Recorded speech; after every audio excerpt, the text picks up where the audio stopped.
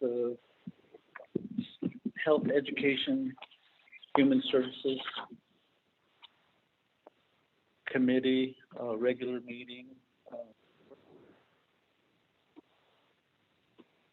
Mr. Mose, roll call, please.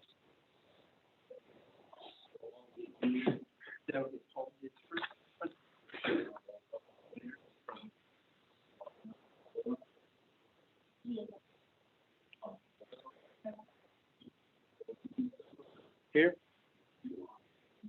Here.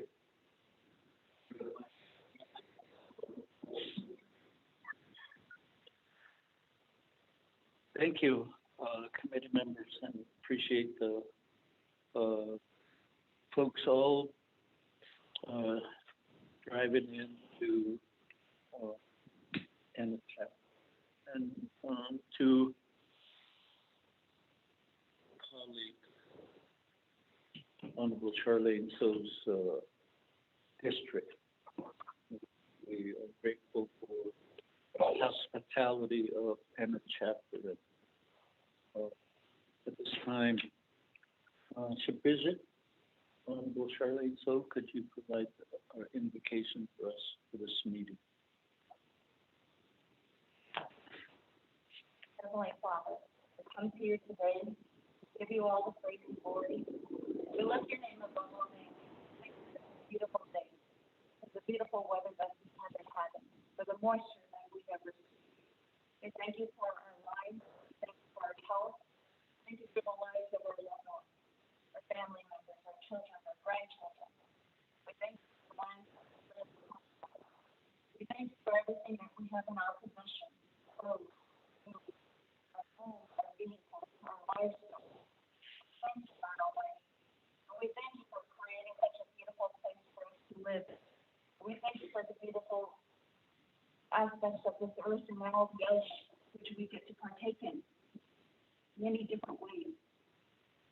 Father God, we call upon you today. Ask for your guidance, your knowledge that is here in the we ask bless us here today and all of our members by following all that are listening. Then you're reaching hand to them for their families to heal them, to provide whatever they need from you. Father God, we call upon you today to forgive us of all the sins that we have committed thus far. Forgive us when we are not perfect, Father. Forgive us sometimes we stray away from your word and your will. But Father God, we call upon you to set us right every day. Father God, we have to know right from wrong. And God Almighty, we just ask that you be with us wherever we may travel. Keep us safe when we drive on the road. Keep us safe wherever we may walk. Father God, we ask that you keep us safe when we let our heads down at night. And to help us rest. Father God, give us rest when we are tired and weary. Give us wisdom when we are lacking. Father God, give us strength to carry out our people. And each and every one of our people in a certain way, Father. We thank you for putting us in a position today to help us through this pandemic. But we face the challenges that you have brought up on us, and we're getting through them. And I always like to recall that select certain leaders during such a time, these people. And so our true strength and perseverance you show. We thank you for that, Father. And we thank you for always providing the way. And we thank you for always keeping us safe at all times. And so many of us have endured COVID losses. We have so much that we have lived. Some of them have battled COVID. But we thank you for bringing us out of it, Father. And for restoring our health. And for us being here today alive. Seeing one another again. For so long we look forward to this day, to be in the presence of one another, to be in our community, to have peace in our community again. And we thank you, Father God. Oh, what a joy to be here today. And to be here in my home chapter as well. We thank you, Father God. I ask that you bless all the leadership across the Navajo Nation. The office of the President, Vice President, Chief Justice, our Judicial Branch, and of course our legislative branch, Speaker, and all the 24th Navajo Nation Council delegates, and all the chapters across the Navajo Nation 100 chapters. We ask that you give us the strength to keep on, Father God, and help us to succeed with all of our plans. Help us achieve our goals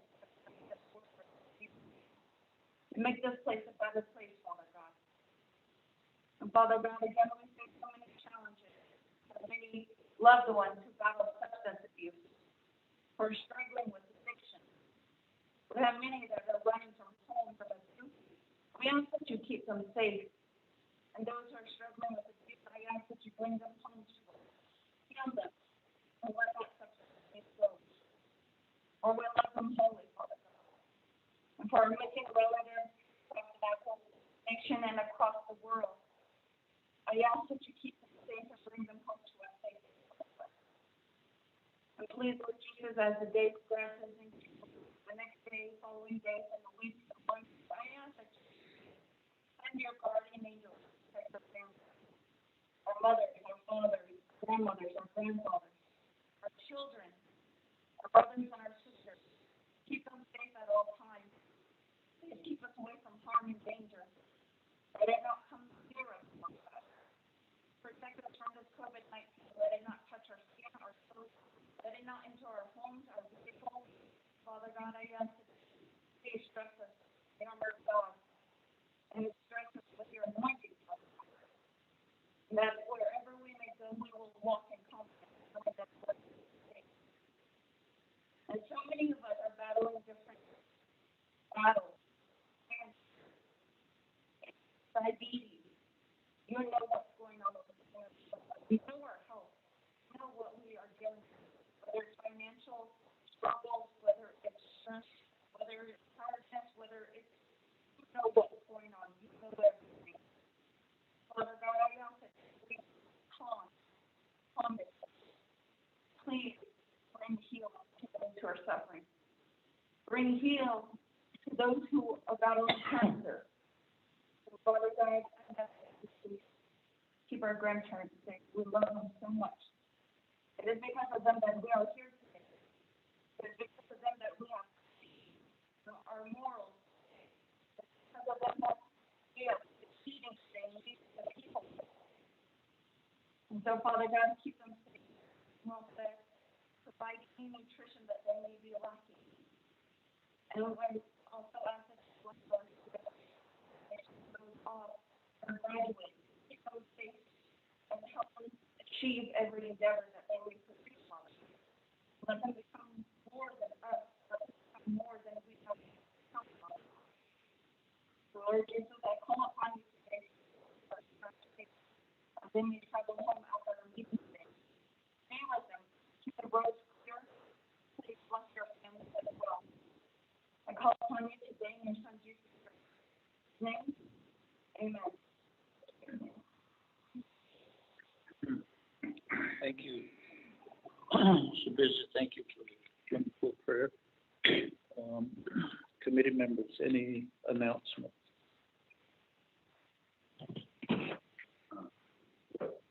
Dr. Jim messaged me saying that she might not be available. Okay. But she want to be able to get access to internet.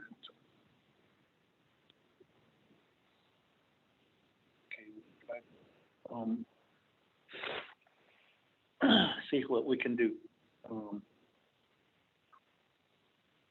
Committee members, any other announcements? I think there's a NABI call. Resources is doing the presentation on that. And that'll probably include Department of Agriculture and Land Administration. So committee members will go on to recognizing our guests.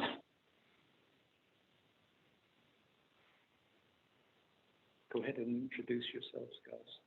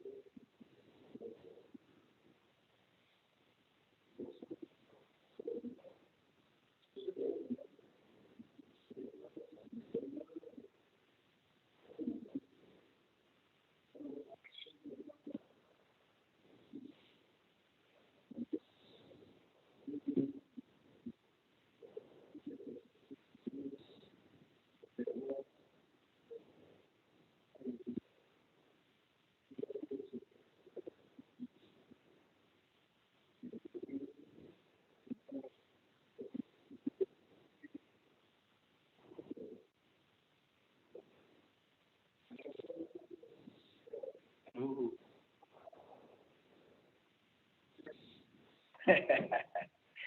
Oh, Kayla and then Wesley Jones. Wow. Seeing each other again. Yeah. Keep up the work. Keep up the work. Yeah. Kind words and words that we just stand up a little more straight. Committee members. We get now to item number 3. So, Ms. Cook, could you review the agenda of the committee? Good morning, Chair, committee members, and the audience. The agenda for the Health, Education, and Human Services Committee of the 24th Navajo Nation Council. This is a regular meeting. Today's date is May 12th, 2021, time 9:00 a.m. Presiding is Honorable Daniel Eso, Chairperson, Honorable Carl Russell Slater, Vice Chairperson. 1, call meeting to order, roll call, invocations, announcements. 2, recognize guests and visiting officials. 3, review and adopt the agenda. 4, review and adopt the journals. There are 3 of them. April 15, 2021, April 22nd, 2021, and April 28th, 2021. 5, receiving reports. 8, report on audit findings for Navajo Department of Head Start. Presenters, Patricia Ghani, Acting Superintendent of Schools, DODE, Dr. Elvira Bitsoy, Assistant Superintendent of NHS, DODE, and Helen Brown, Delegate Auditor General, OAG, and Moss Adams, LLP, and staff. Report B, update on status of rainforest building, UNN Albuquerque, New Mexico. Presenter, Patricia Ghani, Acting Superintendent of Schools, DODE, Rose Graham, Department Manager 2, Scholarship and Financial Assistance Office, and Alexandra Consuela, Attorney in NDOJ. 6, old business, there is none. 7, new business, there is none. 8, close of meeting, announcements, adjournments. Next meeting, May 18, 2021, Hess work session. May 19, 2021, Hess regular meeting. Mr. Chair. Thank you, Ms. Cook. Committee members, back to you. I motion, and then in my motion include a new 5C, which would be a report from Attorney General, from Health Department Director, and their agents on self-governance. Committee members, Honorable Vice Chair Slater has motion to amend the agenda that's read into the record, to include a new 5C. Second that motion. Thank you, Mr. Chair. Second. Any discussion? One of these items will require executive session.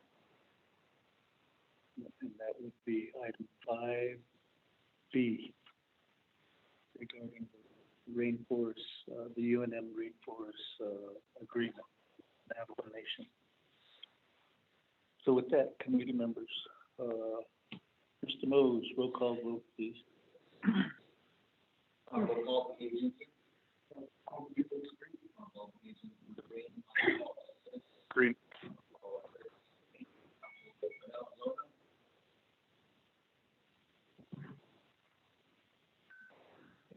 Honorable Charlie So. Charlie So. Honorable Delanito. Delanito Green.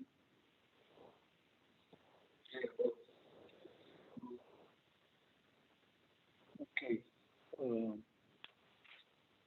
Let the record show a vote of chair not voting and one committee member losing telephone contact. And not voting. With that, we go to item 4, review and adopt the journals. April 15th, 22nd, and 28th. How do you wish to proceed? Second. Motion by Honorable Edison Monica to adopt 3 journals. Second by Honorable Carl Slater. Mr. Mose? Yes. Thank you. And that's for the record. ALA committee members.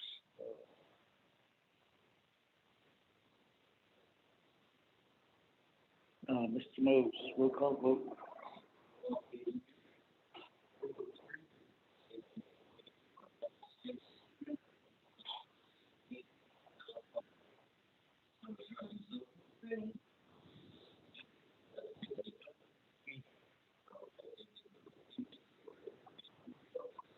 Thank you. Let the record show vote of 4 in favor, 0 opposed, the chair not voting, and 1 committee member. That takes us to 5, receiving report A, report on audit fund.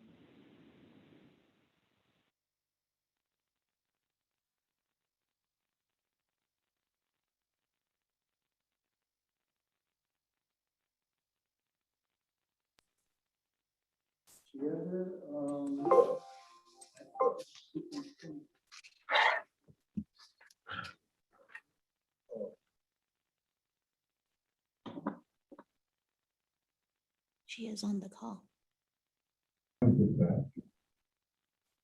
Y'all came to touch Oh, base hello. with you on that. Good morning.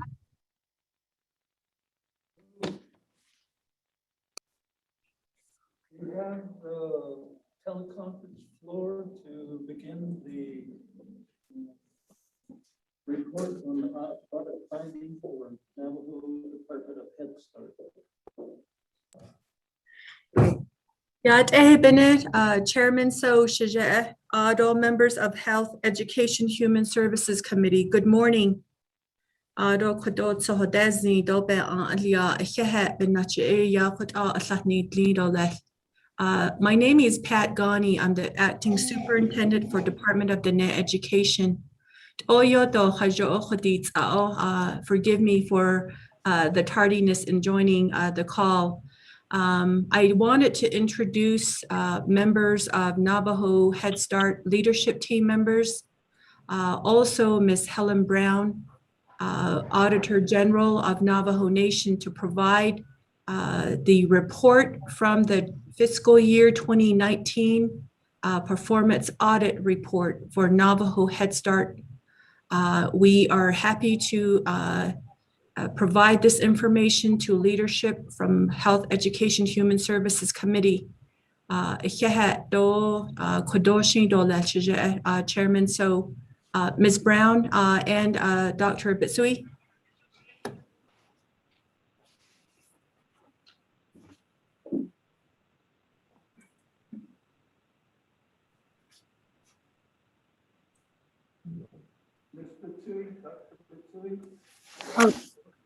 Yat Bene, Mrs. Ghani and Chair So, Adoshnand Aino Finigi, Adoshach in Lati, Bahin Sendo Yahat.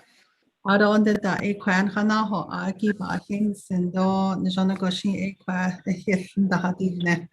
And my gratitude and greetings and gratitude to Helen Brown, the Attorney General's Office, Garcia, who's from Adams. We're pleased to present a long drawn out process we've been through. It was first ordered by the Health, Education, Human Services Committee Chair at the time, Jonathan Hale, in 2017, July 2017. Audit was just kunzacha eyahai. The Kikoshi Nanish at the Inigi Kwafi Haido Nakaisi Niki for 2017 and 18 on the 2019. So I just wanted to offer those words and thank you so much for the opportunity. And I will now defer to either Helen Brown, if she's online, or Haley Garcia. Thank you. Good morning, Mr. Chair. This is Helen Brown from the Auditor General's office. Can you hear me? Yes, thank you, Ms. Brown, for joining us, and we appreciate what you will present to the committee. You have the teleconference floor. Thank you, sir. Again, good morning to everyone. HESI committee members, staff from the Doty and Navajo Head Start, and all the attendees there attending your meeting today. My name is Helen Brown. I'm the Delegated Auditor General. With me also on the line here is my colleague, Ms. Beverly Tom. She's a senior auditor. She also served as the project manager for this project. And also on the call with us here today is Ms. Haley Garcia. She's a senior manager for Moss Adams. And as Dr. Vituri had explained, this was an audit that was requested by the 23rd Navajo Nation Council, HESI. They had asked for a performance audit. And so we elected to outsource this engagement. And Moss Adams is the firm that we had selected to assist our office in performing this performance audit. We initially started this audit back in November 2019. We had an entrance conference scheduled middle of November, and Moss Adams made their initial site visit to Head Start mid-December 2020. They continued their audit throughout the remainder of 2020 and the early part of 2021 until the Navajo Nation government had to close due to the COVID pandemic. And so the audit was pretty much put on hold, but they were able to complete a majority, if not all of their work, where they allowed Moss Adams to present a initial draft report mid-March. But before Head Start could provide a response, we had to close. And so we picked up where we left off this past December. And so we finally worked on finalizing the report, and that's the one that was issued. And so I'm going to go ahead and turn over the floor to Haley Garcia so she can provide a overview of the report. I understand we're allowed about 30 minutes to present today, and then we'll do our best to answer your questions. And as stated, it's difficult to hear, so we may be asking Mr. Chair, sir, to repeat questions that may be asked so that we can hear them clearly. Thank you. So let me turn it over to Ms. Garcia, who's also on the line. Haley? Thank you, Helen. Thank you, everybody, for having me in attendance today. Again, my name is Haley Garcia, and I'm a senior manager at Moss Adams and led this project when it was conducted pre-pandemic, and so excited to be presenting here today to bring this all together. As mentioned before, there was a little bit delay in finalizing this due to the unforeseen circumstances that COVID has brought. But Moss Adams was engaged by the Auditor General to perform a performance audit of the Navajo Head Start program. And we focused on the time period of October 2017 through September of 2019. And overall, our performance audit was designed to focus on three main objectives. One is evaluating whether the program was meeting their objectives and their defined performance measures, and evaluating whether those performance measures are adequately defined and tracked. Two, assess how efficiently and effectively the program is operating to enable them to serve the community and fulfill their mission. And three, evaluating how effectively the program works with the other departments that they rely on to process certain things timely, like new hires or property management or facilities and things of that sort. We did conduct this project between November of 19 and March of 2020. So again, excited to be here. I will go over just a quick summary of the types of procedures that we performed before I go into the findings and recommendations, just to give you all an idea of how we assessed these things and came to these conclusions. We performed a lot of interviews and were on site with the program. We reviewed the organizational charts, policies and procedures, performance measure documentation, strategic plan documents, grant documents, Office of Head Start requirements, and internal and external assessments that have been performed on the program. We also performed detailed sample testing, which means we looked at the underlying documentation to support things in the following areas.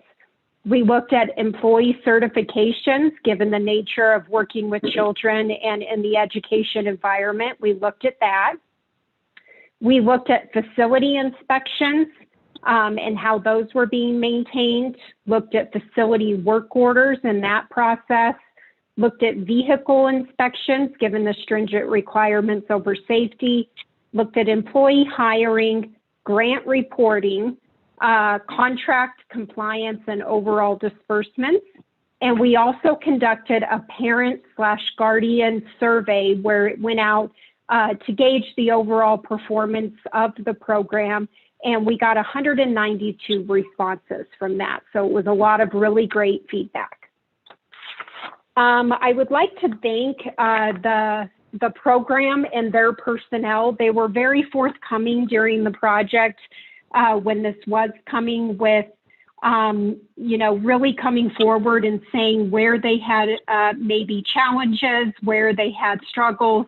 And really, it was very clear when we were first on site that their program team really wants to do the right thing. They really want to improve. They want the guidance, the resources to better serve the nation and the community to their best ability. And so as we were going through things while we were out on site, that was much appreciated as it allowed us to really dig into things and to hopefully provide meaningful recommendations.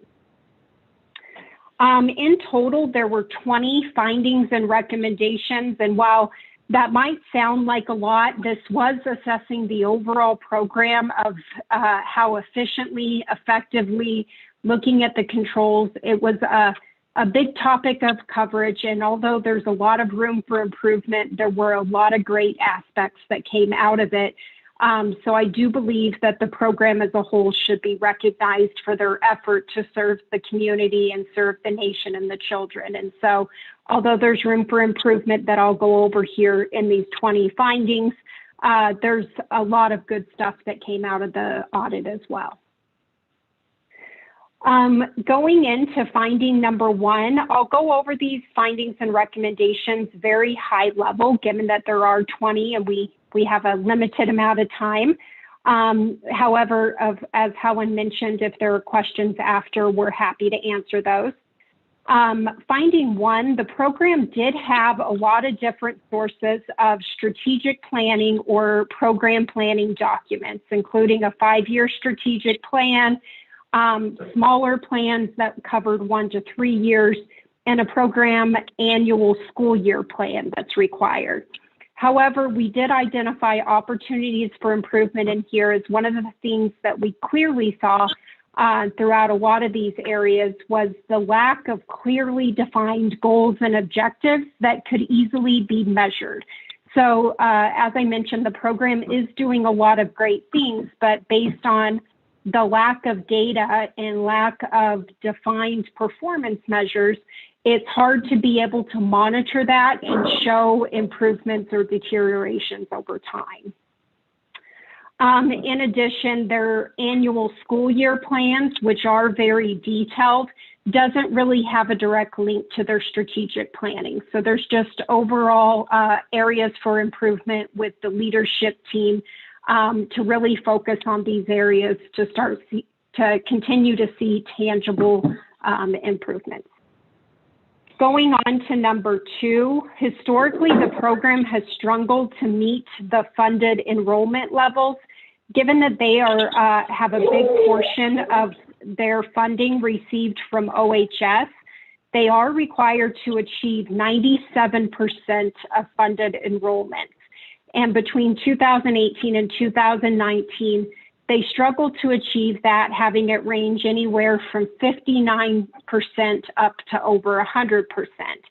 Really, in looking at this, there is a rather lengthy waiting list, and maybe implementing a better process over managing that waiting list and adding some accountability over it would help to make sure those vacancy rates are filled as timely as possible. Going on to finding number 3, the program does monitor attendance, which is required by the OHS. However, it is done in a broken up way where it's done by month, by center, across the entire nation. So there's no way to really easily bring that information together and analyze for potential trends or potential attendance issues. So there's some opportunity for improvement there.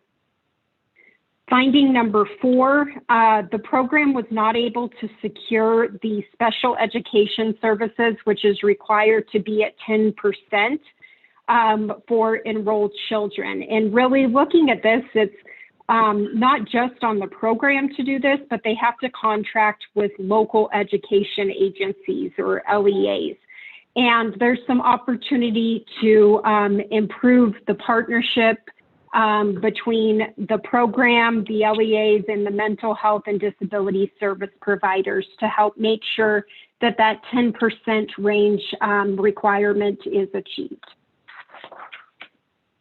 Going on to finding number 5, although some health screening and nutrition performance data was available, there's just a lack of information tracking and monitoring. So there's very specific OHS performance standards, and just the lack of having the data available and tracked, it was very hard for the program to be able to support that they were achieving those. Finding 6, this was a great thing to point out. 89% of program parent or guardians were either satisfied or extremely satisfied with the program. So that's definitely commendable. However, it was clear that based on the comments of the survey that there was a lot of opportunity for improvement in some of those other areas outside of just education. So when it comes to communication with the parent and guardians, increasing the Navajo language focus, logistical issues like buses and schedules. It was clear that the school readiness coaches, which would be the people that would help address this, have a lot on their plate, serving approximately 15 to 20 centers each. And so maybe beefing up that, that area of expertise and that resource would help address some of those other logistical and communication type issues to constantly keep achieving for better performance. Finding 7, again, just goes along with the lack of measurable performance measures and an opportunity for more meaningful reporting.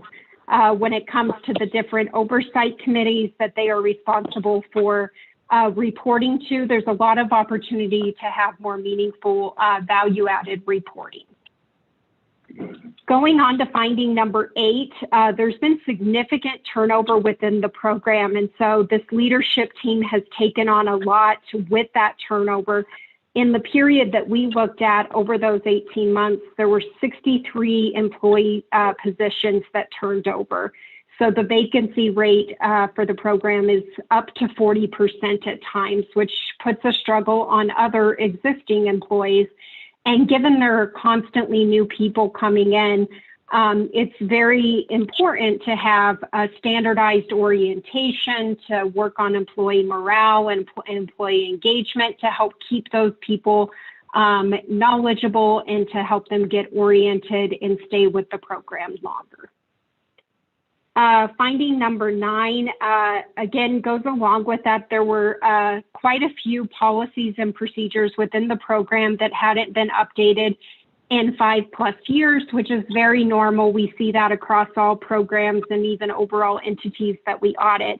However, given the significant amount of turnover and frequency of turnover within the program, this would be a great area where if employees had updated defined policies, it would be hopefully a lot of pressure would be taken off when new hires enter. Number 10, the program does struggle with effective record keeping. And this is kind of apparent in all the other findings that I have discussed, but really focusing on that in the coming years, I think would alleviate a lot of the inefficiencies and, stress that can bring on trying to locate different sources of information. Going on to finding number 11, the program has not been able to invest sufficient resources in IT personnel, systems, and hardware. If you can imagine the responsibilities that these different centers take on across the various communities, it's vital for them to have solid and reliable internet, computers, phones, things of that sort. And given that that is a big undertaking, it would be great for the program to be able to have resources dedicated to that IT strategic planning and addressing IT problems as they come up. Number 12, the program does have a lot of employee certifications that are required given the nature of working with children. And so with that, they do have a system called Child Plus that is capable of tracking employee certifications to make it less of a daunting task to stay on top of. However, it just doesn't appear that that has been fully implemented as far as the certifications are concerned. Although most of them could be located, it took a lot of time for staff to be able to pull that together, find the certifications, et cetera. So there's a lot of opportunity there. Going on to finding 13, the program does not regularly monitor expenditures in comparison with budgets when it comes to a real meaningful level. Right now, it's at the overall program level where adopting some practices to do it by center would help increase accountability and allow for more meaningful monitoring. And I think that's a good area to identify opportunities for improvement as management and the new leadership team really dives in to look for opportunities for cost savings and improving the quality. Finding 14, the 14, 15 actually kind of go together. The program has facilities and vehicles that they either rent or lease or they own. And with that, there's a lot of facility agreements in place across the nation for these 70 to 90 centers that are out there. And really, there's just not consistent agreements in place, as well as monitoring of the lessor's compliance with those agreements. In addition, there was a lot of feedback on the renovations and building considerations and some of the safety concerns, and really diving in there to develop kind of a prioritized renovation or maintenance type schedule or plan would be helpful. And finding 15 is similar but relates to the vehicle inspections. Given the safety concerns overall with this type of program, and they have around 92 vehicles, OHS does have very stringent inspection requirements. And while typically those are always performed, they're not always performed prior to the beginning of the school year. Finding 16, the lack of an accurate, complete supplies and materials inventory. Inventory management can be a really big struggle for or programs of this type, given that, there are 80 plus different centers out there and people need supplies. There's a lot of opportunity for really getting a handle on managing inventory and improving that flow to allow for more efficient operations and possibly cost savings. Going on to finding 17, as I mentioned, the program has anywhere from like a 30% up to a 40% vacancy rate. And looking at that, again, it's not all on the program. They definitely have to rely on the Department of Personnel Management and other areas to make sure that they can get new positions posted, vacancies filled, and get new hires in and trained. However, you know, I know the documentation wasn't always there, but regardless of the specific number of days, it took a long time for them to get resources in the door. And this really, it takes a big coordination between multiple groups across the nation, and getting people in more quickly and possibly looking at what the program can do to help organize or lead that effort to get the resources in the right place quicker. Finding 18, grant reporting.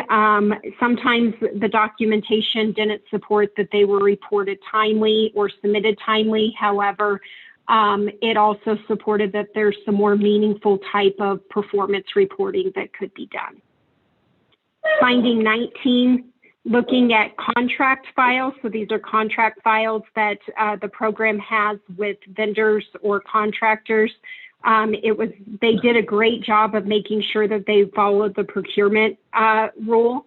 However, there were a lot of times in which the contracts took a significant period of time to get executed, and that leads to inefficiencies, stress on employees, and things of that sort. So looking at how they can further work with the other sections to help get contracts processed more timely. And finally, the same thing goes for the timeliness of vendor contractor payments. There was a lot of times where payments were not submitted timely, and really trying to improve that process, both on what the program can do and how they can work with other departments. That is the end. I know that's a lot of information in a short amount of time, but the overall moral is there's a lot of opportunity for improvement, but I was very impressed by how meaningful the work is of the program and how much they want to improve. They want to do the right thing, and they're doing a great job with the resources they have and the struggles that they face. And so very appreciative of that. And thank you for letting me present today. Thank you. Thank you, Ms. Garcia. Committee, that was a fast-paced review of the report number 21-10. Ms. Garcia, I followed along as best as I could as you went through these 20 findings. We appreciate the review. Committee members, do you have any specific questions regarding the process to come up with these findings?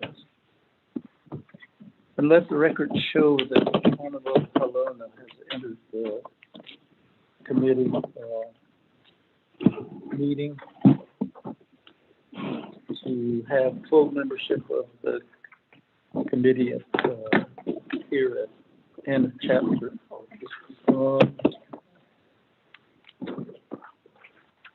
Committee members, do you have any questions for Ms. Haley Garcia with Moss Adams?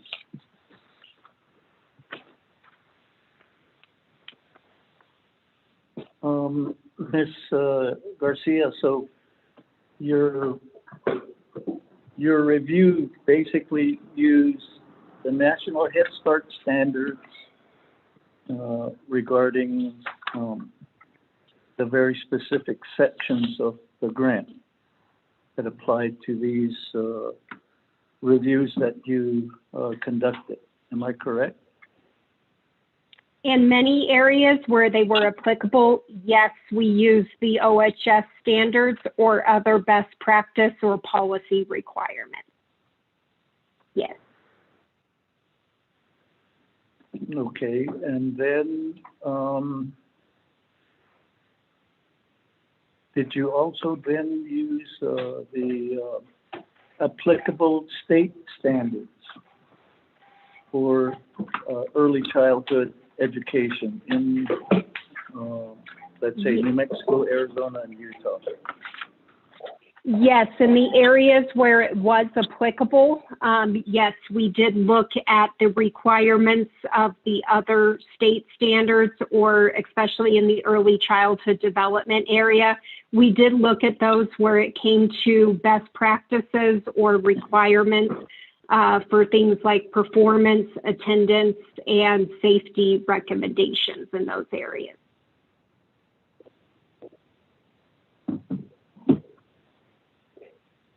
Okay, in years past, there was a great, one of the requirements was to have the teacher or the main person running the center who have educational background in early childhood development. Did you look at that particular standard? For that specific standard, if it related to a required certification, that those people or required level of experience that those people were required to have, yes, we did look at that in our sampling of the required certifications. I believe we looked at around 20 of the individual employees that should have had certifications. In most cases, we found that the certifications required or the experience required was obtained or was on file and current. It was more a matter of not having that information readily accessible. It hasn't all been loaded into the child care system to show compliance with those various standards.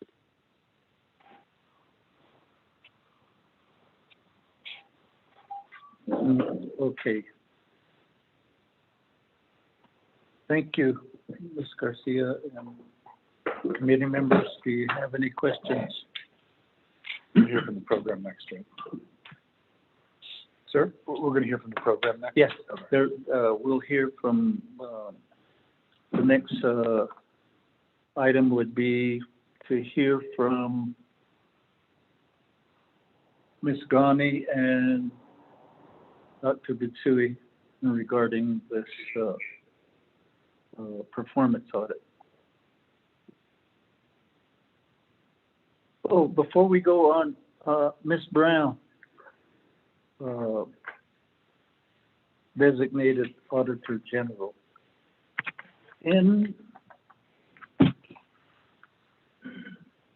I know, you know, in comparison with the chapter audits, chapter audits come with sanctions and conditions of appropriations.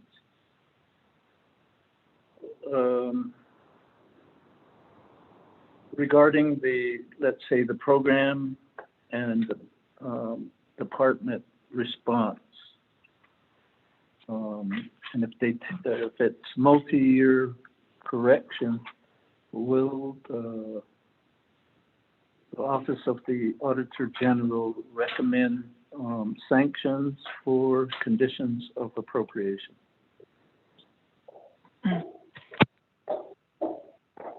Mr. Chair, members of the committee, can you hear me?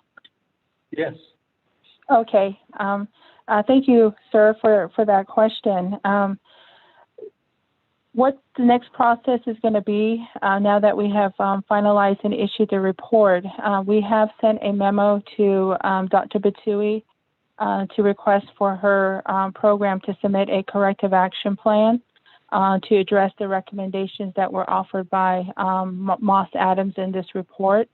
We will review that corrective action plan to make sure that what is being proposed by the program will reasonably address those recommendations, or if they identify other solutions that will address the audit finding. Once that CAP is completed, it goes through the legislative process and it will be presented back to your committee as the oversight.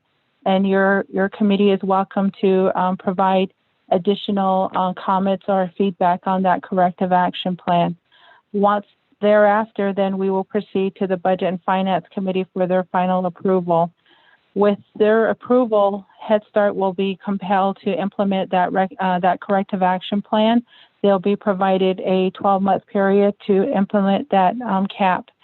We hope to come back at that time for a follow-up visit to determine the status of that corrective action plan. And you are correct, anytime an audited program does not show or make effort to implement that cap, then we do have that authority within our plan of operation to recommend sanctions. We have to be mindful that of the funding that is given to Head Start. A majority of the funding is coming from federal funding. If and should we have to recommend sanctions, that I will likely have to confer with Legislative Council.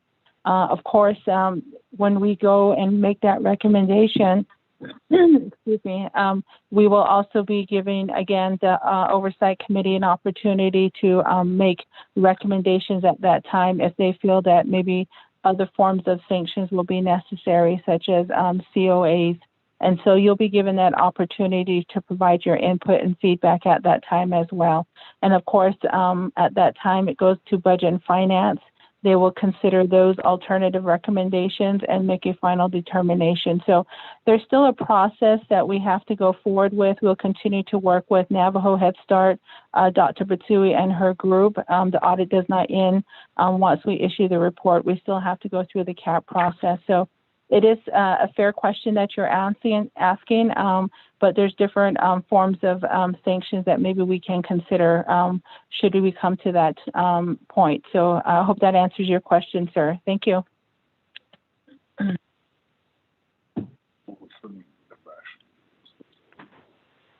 Okay, thank you, Ms. Brown. Committee members, any additional questions before we proceed to have Acting Superintendent Ms. Patricia Garney address the audit as well as Dr. Batsui? If there are none, then Ms. Patricia Garney, you have the teleconference floor.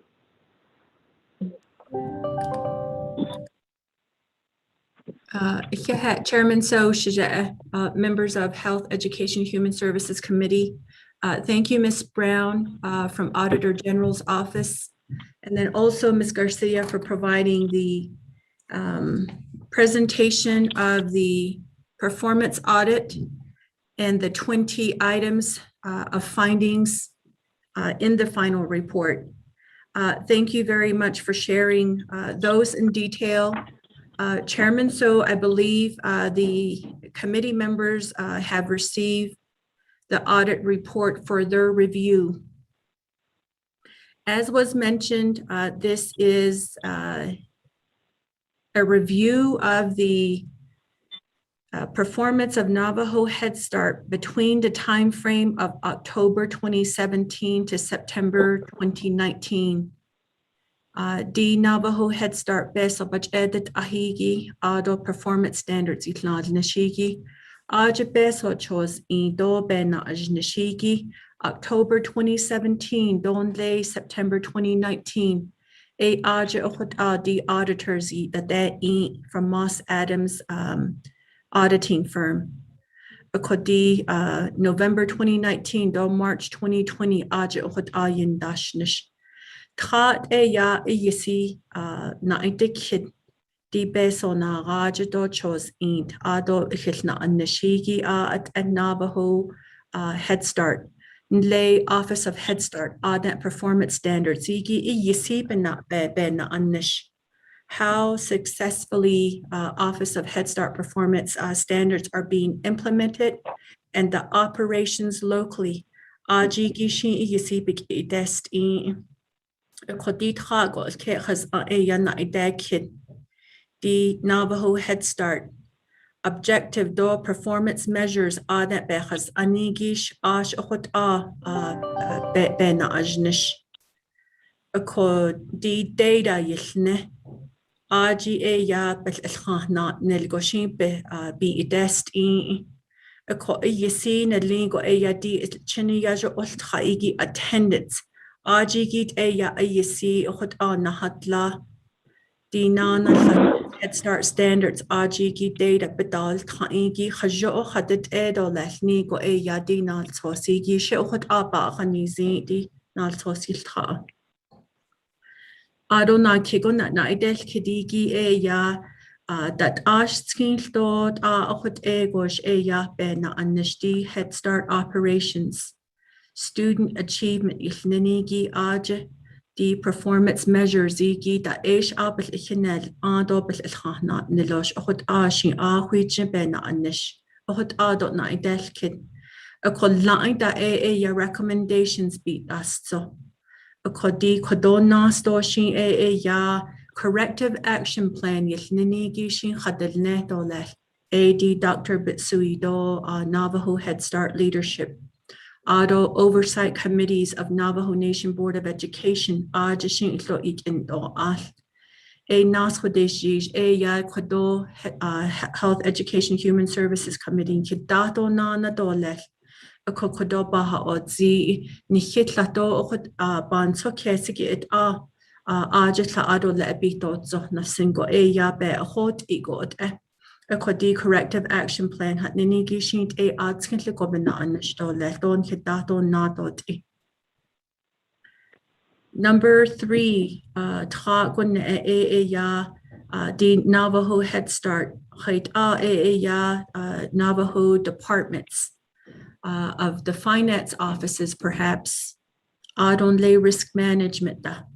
Height ya yisi aje bilna anishti process yilnigi lay Department of Personnel Management da AD nodlishin linigi ichet nilt ajigi uchot ehi height ichilna anish the performance standards da zohigi height be ihonel ahigi kodod data git oyat apa aten la do khajo na hat zo tagi ajigi shi yisi dolel. So we will take into account all of the recommendations that have been made in the audit report. We will bring before you a corrective action plan as we will before Navajo Nation Board of Education.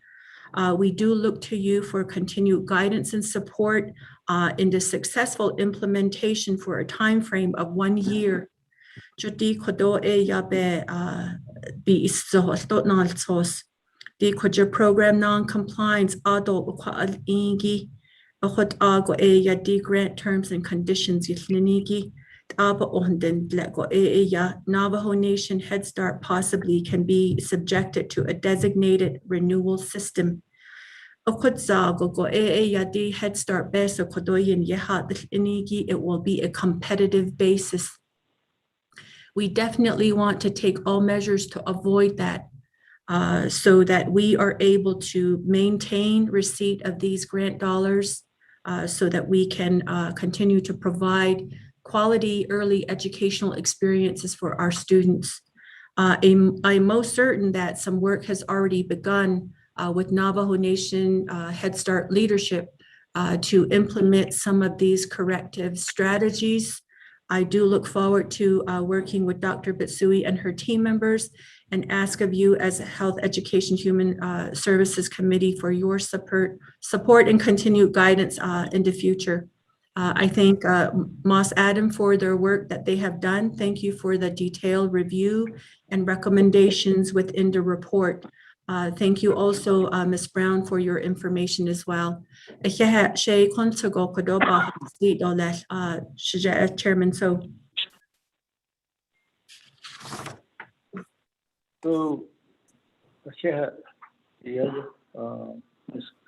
Barney, regarding that overview statement by Superintendent Gandhi, does the committee have questions?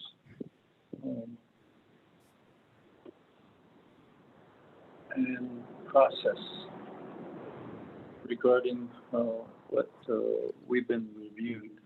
I guess the main question then for myself, Ms. Gandhi, and to Ms. Garcia and Mr. Brown, do these audits performance audit, will it be shared by the grant, shared with the granting agencies?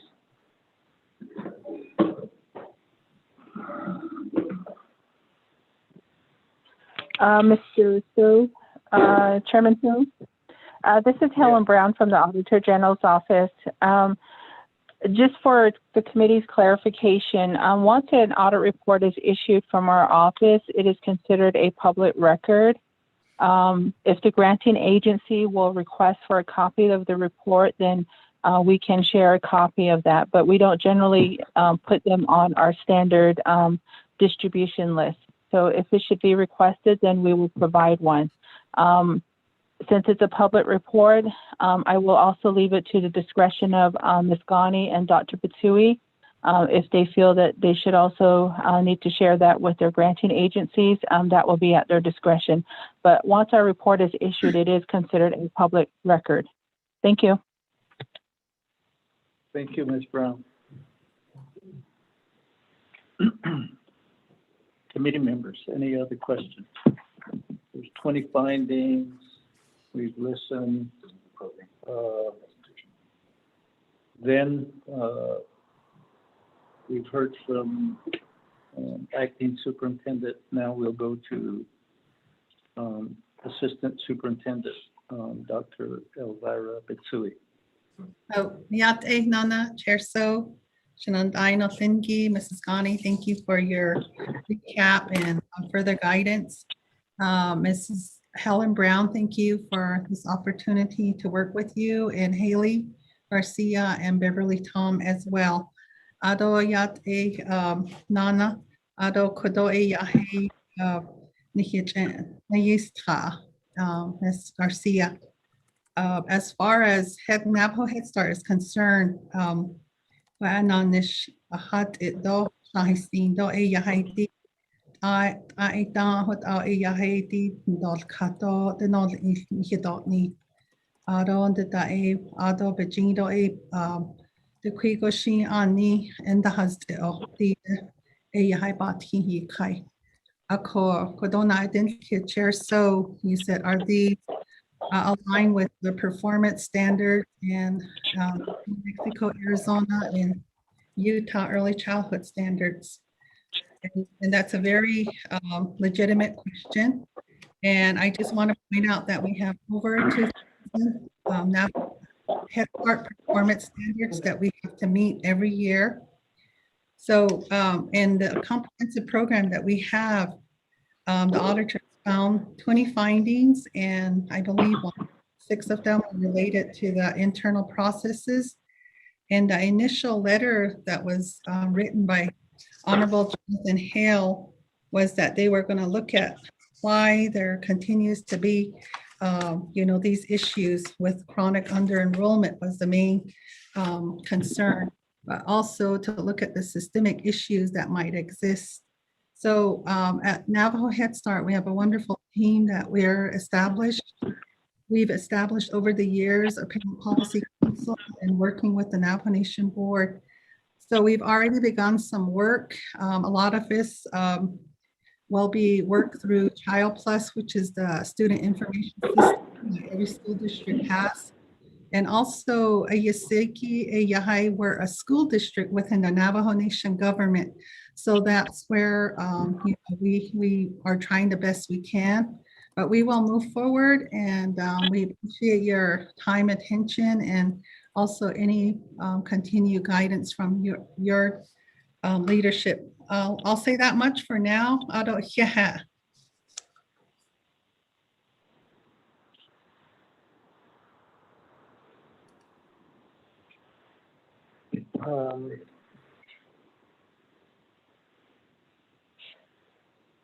Dr. Bitsui, do you have some initial responses to the 20 findings? Chair So, for asking me that question, we do have a cap that was an initial cap that was sent to the Auditor General's office. We can send that all to your attention as well. And that's titled NHS Performance Audit CAP. Yes,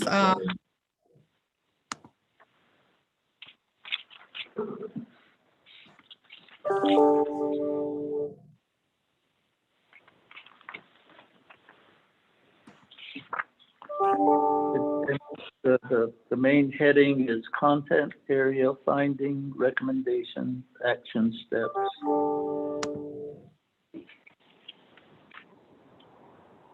I guess we're kind of looking at each other. Is Dr. Batsui gonna review these items with the committee? I can, Chair So, this is Dr. Bitsui. Yes, go ahead. Okay. Give me a moment. Let me find the document that I'm referring to. Ms. Helen Brown, I did send you a cap that was sent to your attention last week. Can we reference that? I know you said that was a premature document. If you could advise me on that, would that be okay? Otherwise, I can share what I have here. Dr. Batsui and committee members, again, this is Helen Brown. Dr. Batsui is referring to an email that she had sent me, and it was attached a corrective action plan. But I received that email before we were actually finalizing the report and issuing our memo, which formally requested for the corrective action plan. And so I responded to Dr. Batsui to let her know that I would not be accepting that corrective action plan at this time because one, we had yet to actually issue the report. I think she sent it to me the day before we issued the report. And so, and that's the reason why she's saying it's premature. The other reason why is because the corrective action plan that she did send me did not address all of the 20 findings. And so I told her that it would be considered incomplete. And so with that, I issued a memo along with the report requesting for Navajo Head Start to submit a comprehensive CAP by June 7th, 2021. That's about approximately 30 days from the time that we issued the report. And so I really cannot speak to that document because I did not review it in detail. I just sent her an email to tell her that I would not be accepting that version at this time. And instead, I will be looking for a comprehensive CAP before or by June 7th. Thank you. Okay. Thank you. Honorable go ahead. Slater, you have the floor. Thank you. Thank you very much to the presenters. So we have the memo from Dr. Bitsui to Ms. Brown dated March 25. And then we have another document that's titled Navajo Head Start, Department of Genetic Education, and then it has the president and Dr. Bitsui's names, and then it says NHS Performance Audit CAP. Under that line, it says time frame of Moss Adams performance audit, October 1, 2017 to September 30, 2019. What document is that? Is that the premature CAP that's being referenced right now, or? I mean, we have the response, which occurs, I think, prior to having a mutually agreed upon or something like that CAP. Okay. Chair So, may I speak? This is Dr. Bitsui. Yes, go ahead. Shatila, Honorable Slater, I do have if you can see my shared screen. Excuse me. This is the CAP that draft. It's a draft CAP that was sent to Ms. Helen Brown, and like she said, she didn't accept it. And we tried to integrate all the 20 items and distinguish the responsible departments for the findings that were in the final report, which again, we didn't receive the final report until just the other day. And so we will have some time, and we can respond to the identified areas more succinctly and also in more detailed steps. But what we do have right here is finding number 1. If you're looking. Wait, before you move forward, so that document that you have on the screen is not something that's been vetted yet by the Auditor General or Moss Adams? No, not yet. Okay. Yeah, it just seems that like the program is prematurely doing a lot of premature things here, prematurely before the committee, because it's, you know, when we get an audit report, it's only, I don't want to say it's only one side of things. I don't want to put that on Moss Adams and the Auditor General, but you know, the real meat of the matter comes in the corrective action plan and how things are going to be rectified. And Chair, I would say we should have them back after June 7th, because right now we're just reviewing the report and we don't really have that engagement completed between the program and the Office of the Auditor General to finalize this cap. Because when we look at these tracking numbers, I mean, they're not, say, verified by, you know, OAG or Moss Adams. I think this is just what the program has presented. And having done these before with Navajo Nation government, I think it's really important, because you could have a totally divergent document or set of outcomes after OAG has, you know, identified things and helped clarify and yeah, that's what I'm gonna share right now. I don't even want to go too far into any of this just because it seems premature. So thank you, Dr. Bitsui. Chairman So, Yes.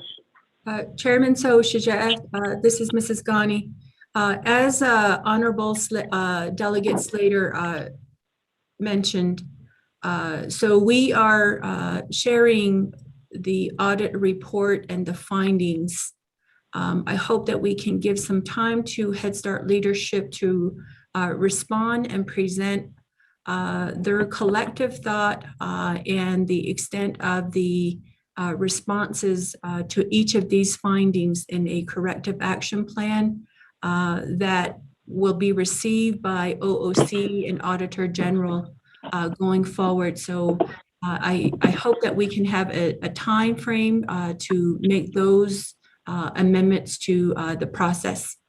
Thank you.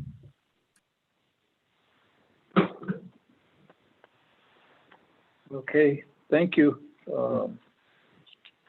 Donnie and Dr. Bitsui.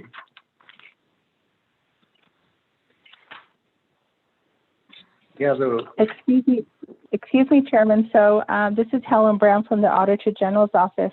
Can I just also add a few comments? Sure. Ms. Brown, go ahead. Thank you, sir. As I explained, the next step for Head Start is to develop that corrective action plan. It is due June 7th. My office will need an opportunity to review what has been submitted by Head Start. If there are areas of that corrective action plan that we feel are not addressing the audit recommendations in order to resolve the audit findings, we will be providing feedback back to Dr. Bitsui and her team to make further revisions. We will go back and forth on that process until we accept a final corrective action plan. Once that has been accepted, we will initiate a legislation. At that time, I will likely be respectfully requesting maybe a member of HESI to sponsor that legislation on behalf of Head Start and for our office. And once that legislation gets assigned, it will be assigned back to HESI committee. And at that time, then we can present once again an overview of the audit report as well as of the corrective action plan, just like Delegate Slater had suggested. So there will be that opportunity at some future date. I just can't guarantee that it will be on June 7th. So I respectfully ask the committee to keep that in mind, and that I will continue to do my best to keep your advisor and the committee informed on that progress. Yeah, thank you, sir. Thank you. And I guess part of review also cited general services in the area of fleet management and in the area of facility maintenance. Also in Department of Personnel Management. As Ms. Garcia was reviewing the findings, there was other graphs within the report that shows there was many days transpired, almost 2.5 years before teachers were hired. And so that's the part that I think we would also need to look at, the interdivisional relationships within Head Start, with Head Start, as it relates, as it's the operating arm of Navajo Nation government in early childhood education. So thank you for the presentation. And when I received this particular document, I felt like it was an urgent matter for the committee to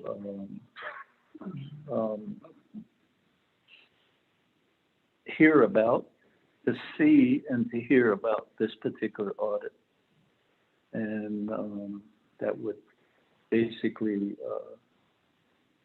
chart us forward. The one thing that I remind Ms. Ghani and Dr. Bitsui is we had legislation to amend the Head Start plan of operation, and the committee tabled it. And at this point in time, the reason for tabling, we haven't gotten message back. So, so we have additional items that we would be really looking at. The amendment to the plan of operation, this audit. And so just be aware of it.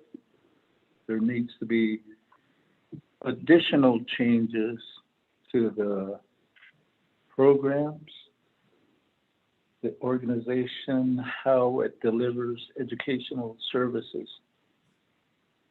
through the plan of operation as it responds to this audit. I would ask that you look at it. And what I'm saying is the responses, if it is related to the educational services, and then you're going to say, we're going to change the program this way, make sure it's incorporated into this new plan of operation.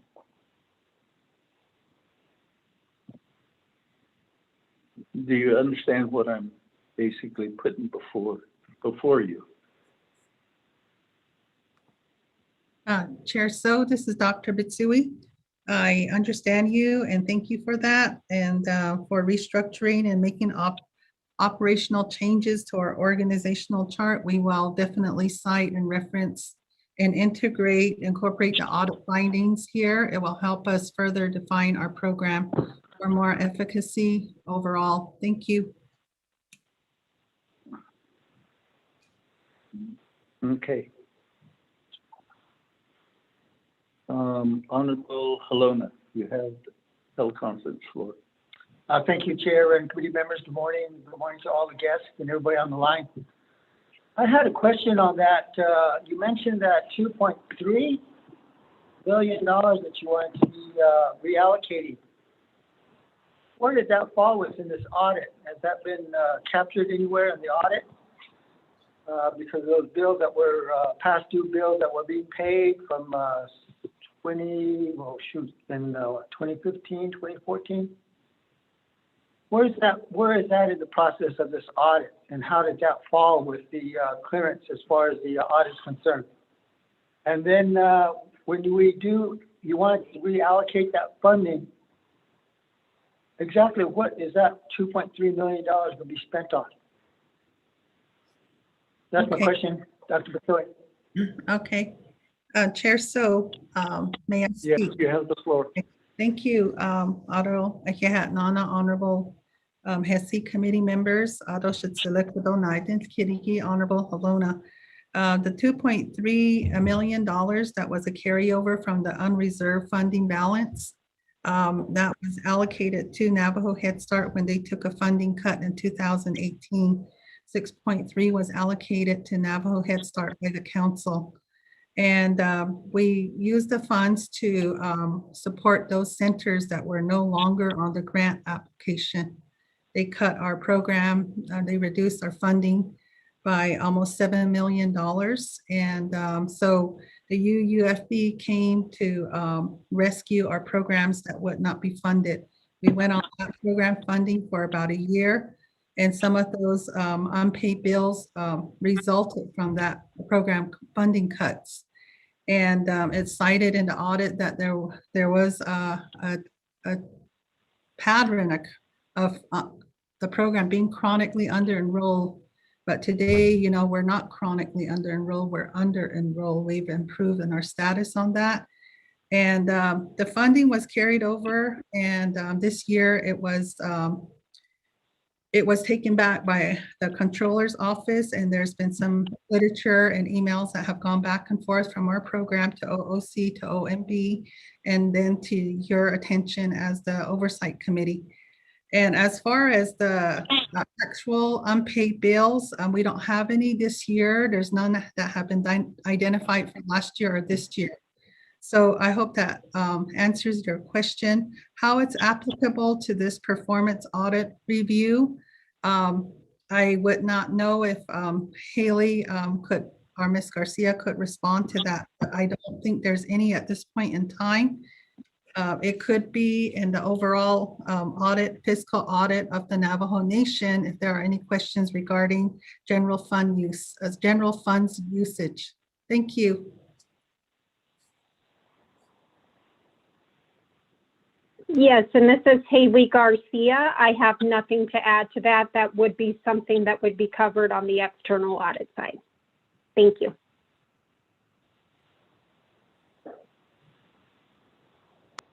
Ms. Garcia, this is Chairman So.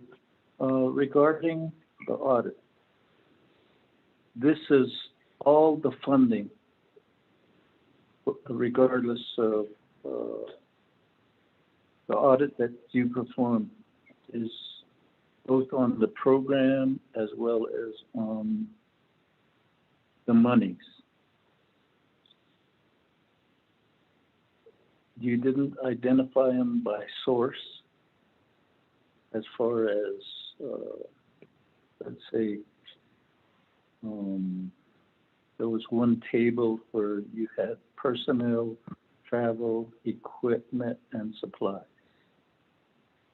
And there was varying degrees of usage and varying degrees of funds spent. That particular graph, does that entail all the total funding from the National Head Start as well as what would be Navajo Nation general funds? Is that what that graph represents? Yes, where we are talking about findings in general and totals presented in the report, if it doesn't specifically say that it's only grant funding from the National Head Start, then yes, our audit looked at the overall operations and spending and efficiency and effectiveness as the program as a whole, not specifically delineating between grant funded and general funded dollars. That's more on the external audit side.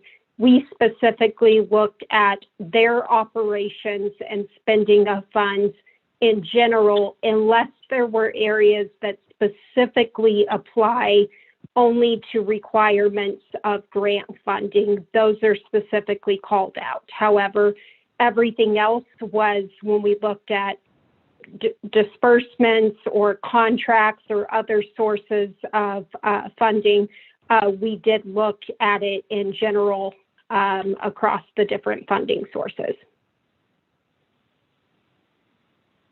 Thank you, Ms. Garcia.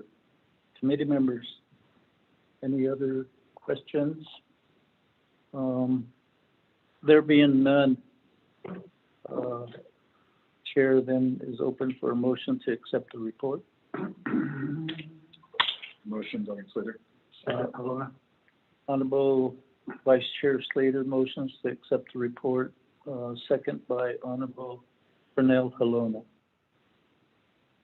So in this regard, like I said, even though we got the report and it's been labeled premature, but I wanted to make sure the committee members were aware of this audit report and didn't want anybody to get surprised by it. So as soon as I got word of it, then we went forward. As Honorable Vice Chair Slater then asked that we meet on this item again once the Head Start and Doty response are reviewed by the Auditor General, and there would be other items that I guess would be upon review. Then that's when the committee would bring this item back to our table, and that would be sometime in June. What ail committee members? Okay. Mr. Mose, roll call vote to accept the report. And thank you, Ms. Helen Brown, Ms. Haley Garcia, Ms. Patricia Ghani, and Dr. Elvira. Thank you for your presentation to the committee. Thank you as well for the opportunity. Green. Honorable Paul Begay Jr. votes green. Honorable Paul Russell Slater. Green. Honorable Paul Russell Slater votes green. Honorable Pernell Halona. Green. Honorable Pernell Halona votes green. Honorable Charlene So. Green. Honorable Charlene So votes green. Honorable Edison J. Unica. Green. Honorable Edison J. Unica votes green. Chair, vote of 5 in favor, 0 opposed. Thank you, Mr. Mose. Voted 5 in favor, 0 opposed, the chair not voting. Then now we go to item 5B, update on the status of rainforest agreement with UNM and the Navajo Nation. The presenters, Patricia Ghani, Ms. Rose Graham, and Ms. Alexandra Kinsella. And there was a request by Navajo Nation Department of Justice Attorney Alexandra Kinsella to go into executive session. So the report with the update would be on the table. There's a request for executive session. Brad, do you want a overview statement first before we go into executive session, or we just go straight into it? Better present it really quick, and then we can move into executive session after that. Yeah. Okay, Ms. Ghani and Ms. Graham, Ms. Kinsella, a general overview for the record, and then after that, then the aspect of attorney-client privilege will be invoked with a motion for executive session. Ms. Ghani, Ms. Graham, Ms. Kinsella, you have the teleconference floor. Yat Nana, Chairman So, and then also Health, Education, Human Services Committee members. This is an item that was requested by HES Committee for updates with regard to an existing memorandum of agreement with University of New Mexico. To my knowledge, this is an agreement that was reached between former administration of Russell Begay and UNM, in which the Lobo Rainforest complex was secured to offer affordable housing arrangements for students attending University of New Mexico. And this is a 3-year agreement which commenced January 1st, 2018 and set to expire July 31st of 2021. The memorandum of agreement you have asked that we look into the options that may be before Navajo Nation in regard to a proposal that was initiated from Office of the President, President Nez, to terminate this agreement. And so Department of Diné Education has been involved in support of that request in as much as collecting information from UNM regarding certain data points.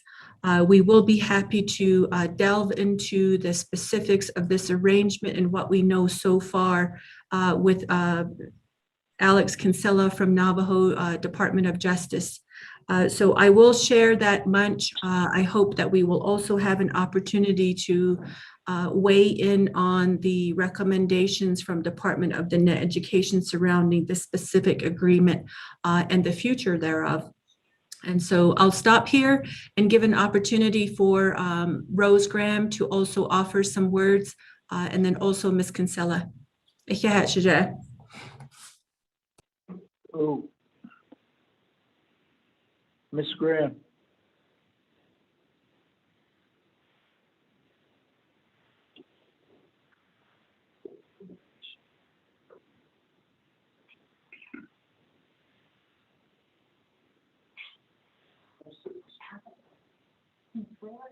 Okay. Ms. Graham, are you on the call?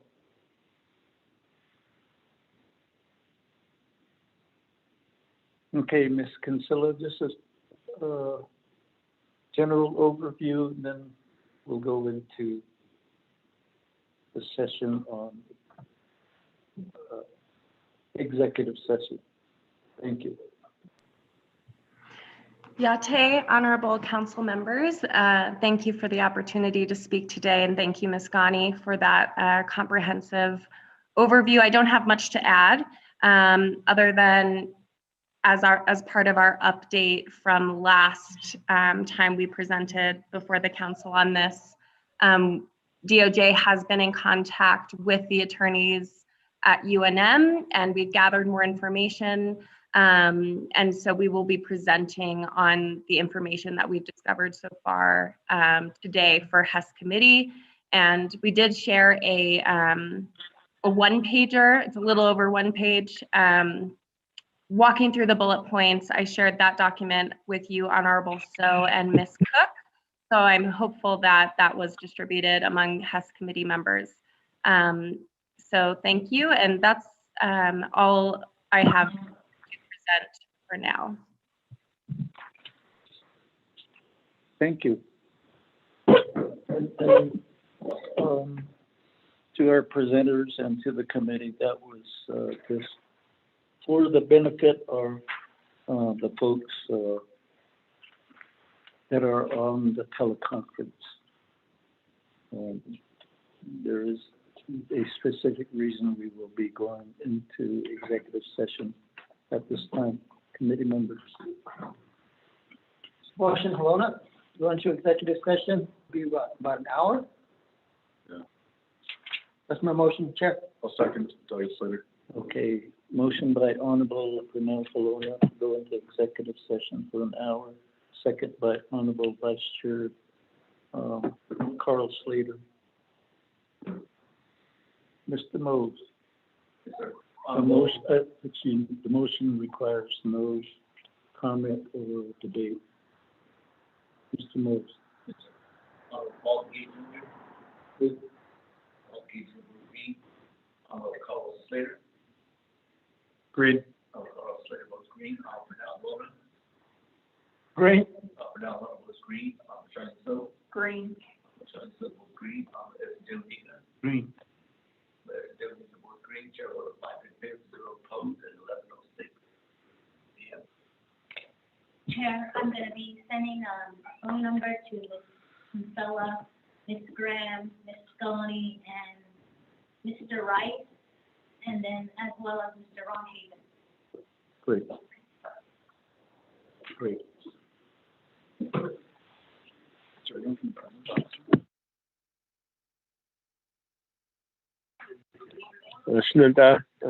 So, this is Doug Mahanio. Chairman So, this is Doug Mahanio.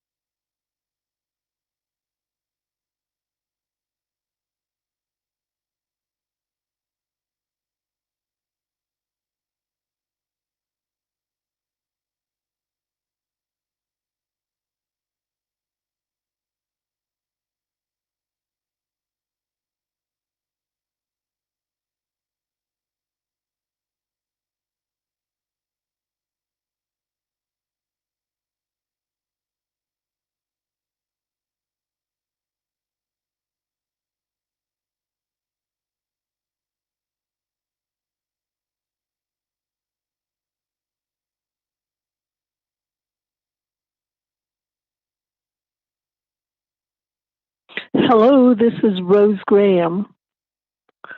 I don't hear any of the conversation that's. Rose, they went into executive session. Rose, check your email for the executive session credentials. I can hear you now.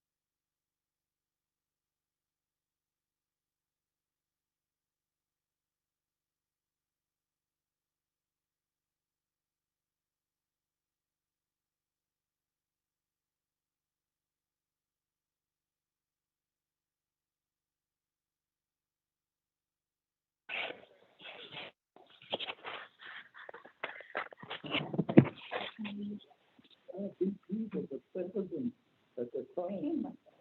Yeah. Okay, committee members, we're back on, regular teleconference, Zoom meetings. Motion, get out of executive session? Thank you, Honorable Valona, motion, but to get out of executive session, second by Honorable Vice Chair Slater. Mr. Mose. Yes, sir. Honorable Paul Gay Jr. Honorable Paul Gay Jr. votes green. Honorable Carl Russell Slater. Green. Honorable Paul Slater votes green. Honorable Pernell Valona. Votes green. Honorable Pernell Valona votes green. Honorable Charlene So. Green. Honorable Charlene So votes green. Honorable Edson J. Wanika. Green. Honorable Edson J. Wanika votes green. Chair, a vote of 5 in favor, 0 opposed. Out of executive session at 12:13 p.m. Thank you. Committee members, let the record show a vote of 5 in favor, 0 opposed, the chair not voting. How do you wish to handle what we heard? Can I, make a motion? Yes, Honorable So- Vice Chair Slater. I want a motion to accept the report and then convene. Or no, sorry, then ask our legislative counsel, Mr. Haven, to draft a letter, and we'll have a follow-up with him, but it would request from any relevant party, whether it's Doty, the president's office, or UNM, at his direction and in consultation with Ms. Kinsella, the agreement, all the transactions related to the agreement from the Navajo Nation to the University of New Mexico thus far, and then request an accounting of all the contingency funds that have been collected from or by UNM, and then based off of those findings, meet with the Office of the Auditor General. Oh, and meet, but Mr. Haven would be meeting with OOC, or we would be meeting with OOC in that letter, I think. Okay. Yeah, so that's what I meant by any relevant party, whether it's the president or Doty or OOC. Okay. I don't know if he's still on the line, but we'll have to meet with him afterwards to explain this. Second that motion. Motion by Honorable Slater with directives, second by Honorable Paul Begay. Committee members, any further discussion? If not, then Mr. Mose, roll call vote. Honorable Paul Begay Jr. Honorable Paul Begay Jr. votes green. Honorable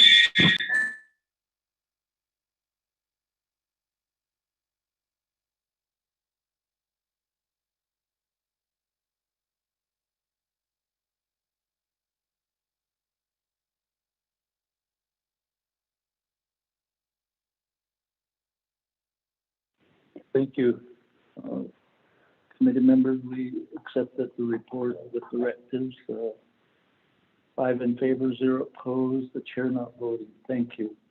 For folks on the line, we will go into a 30-minute recess. We'll reconvene at 12:50. Thank you. Okay. We are in recess.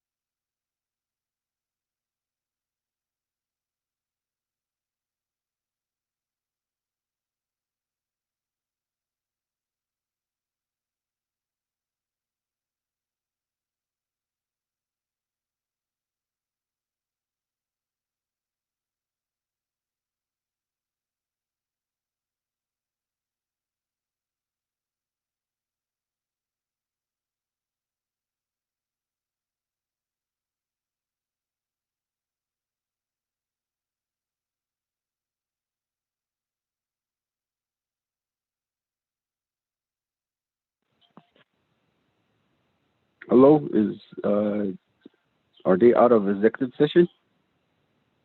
Anybody out there?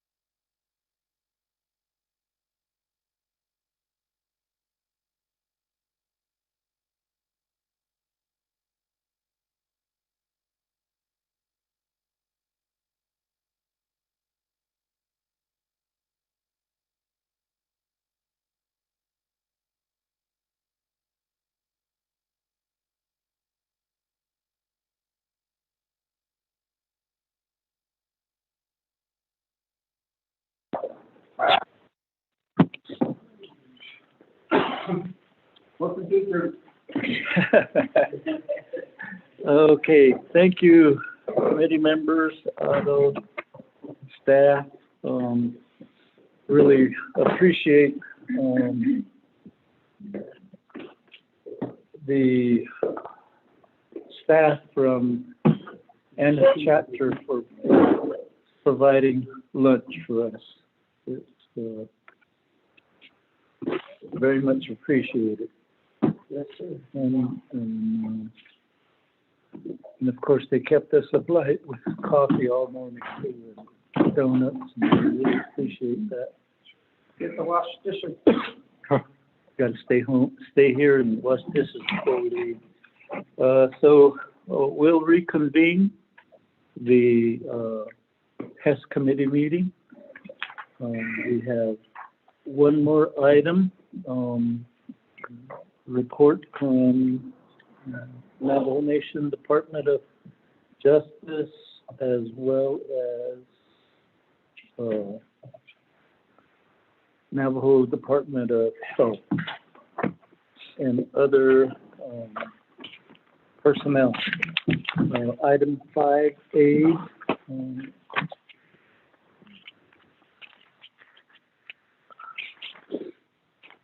So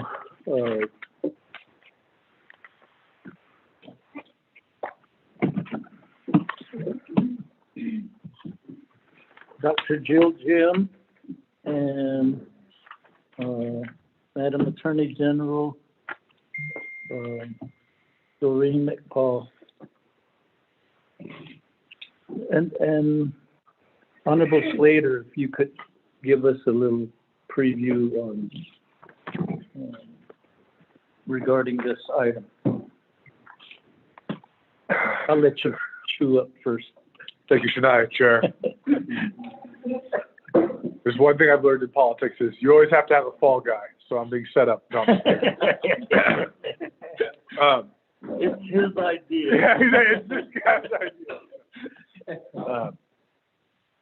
For those listening on the line and our vacant audience here at the Chapter House, the idea behind this presentation and the request is that across Indian country, there are different methods of contracting with Indian Health Service to provide medical care for Indian people. And on Navajo, we have a mishmash of different methods. We have the 638, we have direct administration, we have the tribe fulfilling some duties, or in our own 638 contracts. And there is a new model, it's not really even that new at this point, where in Alaska and in Oklahoma, tribes have contracted and compacted. So I think that means, and I'm not the expert here, and that's why we have the meeting and the presentation, that they are able to essentially have like a master self-governance contract with IHS. And then they take on, to the maximum extent or the parameters of their contracts, the program, services, and functions that I guess aren't inherently federal, and they administer them as a tribe. And so what we saw during the COVID-19 pandemic and the response was that we had all of these different public authorities, we had different hospitals, we had different service units, and there was no one coordinated response, even though we say that the Department of Health is empowered to regulate healthcare in the Navajo Nation and is supposed to support those endeavors.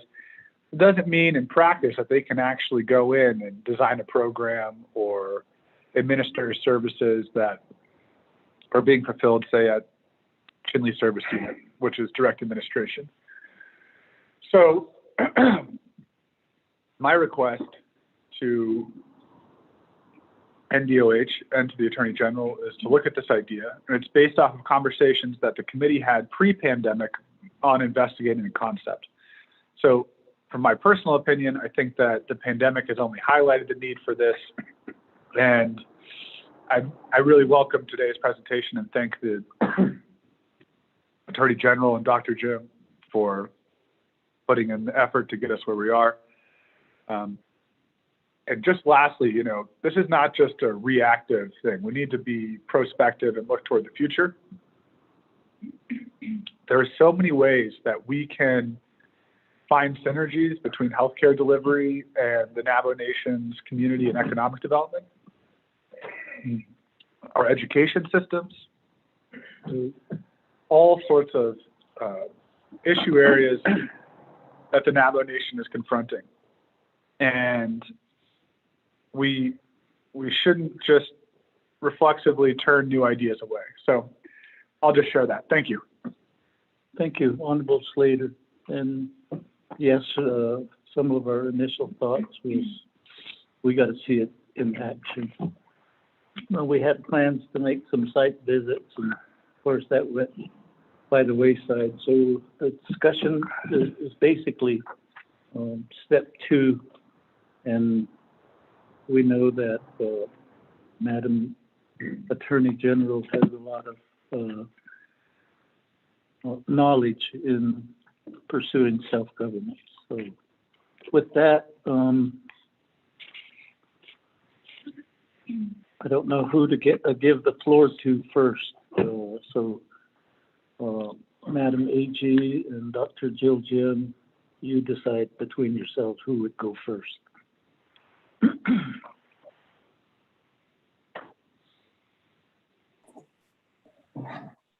Mr. Chair, this is Michelle Begay from Department of Justice. I don't believe the Attorney General is available for the call, but I can provide an introduction to our contract attorney who has worked with Dr. Jim on the presentation for the committee.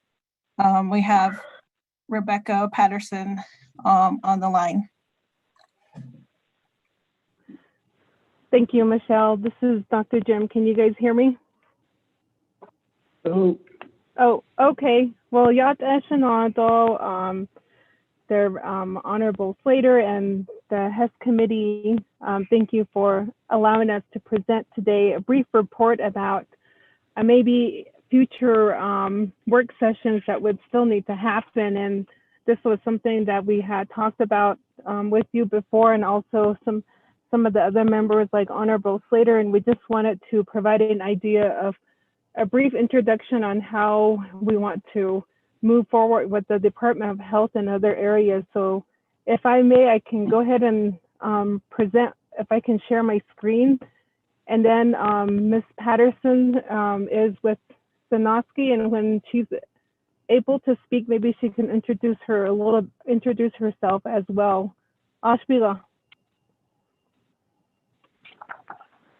Okay. And Shadeja, Dr. Jim, we do have a handout that does show the PowerPoint presentation. Okay. Well, thank you very much. So we're meeting in person at Anna chapter. So the committee is enjoying the company of each other as we're meeting. Thank you for joining us on this call. Okay. You have the teleconference.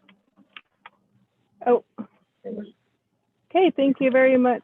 For those that are able to see on Zoom, you'll see the PowerPoint presentation. This was put together by Attorney General Ms. Rebecca Patterson.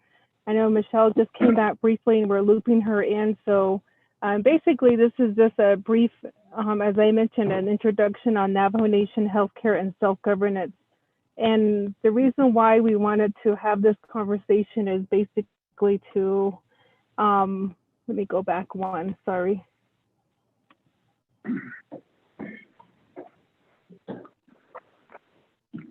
Now the power slides are. So as Honorable Slater mentioned, there was, during this time from the pandemic, yes, we do have a coordinated response to some extent, but we still have limitations. And I think that really sheds light on how the Navajo Nation can try to think about moving forward as a nation to address how we can better respond to an emergency or just healthcare in general in the future. So I just wanted to just echo that and reiterate the fact that we are still in an emergency, but however, we are still in a unified command structure, which is a good emergency structure, but it's also temporary. a temporary solution to responding to an emergency, but not a permanent solution to responding to healthcare and possibly the long-term impact of COVID-19 as well. Although the long-term vision for the Navajo health system, what does that really mean to us and the Navajo people? And I always think of healthcare when I pursued my education and getting a PhD in public health, and when I got my bachelor's in health education, I really wanted to focus on diabetes. That was something that was evolving or was the main focus over 10 years ago.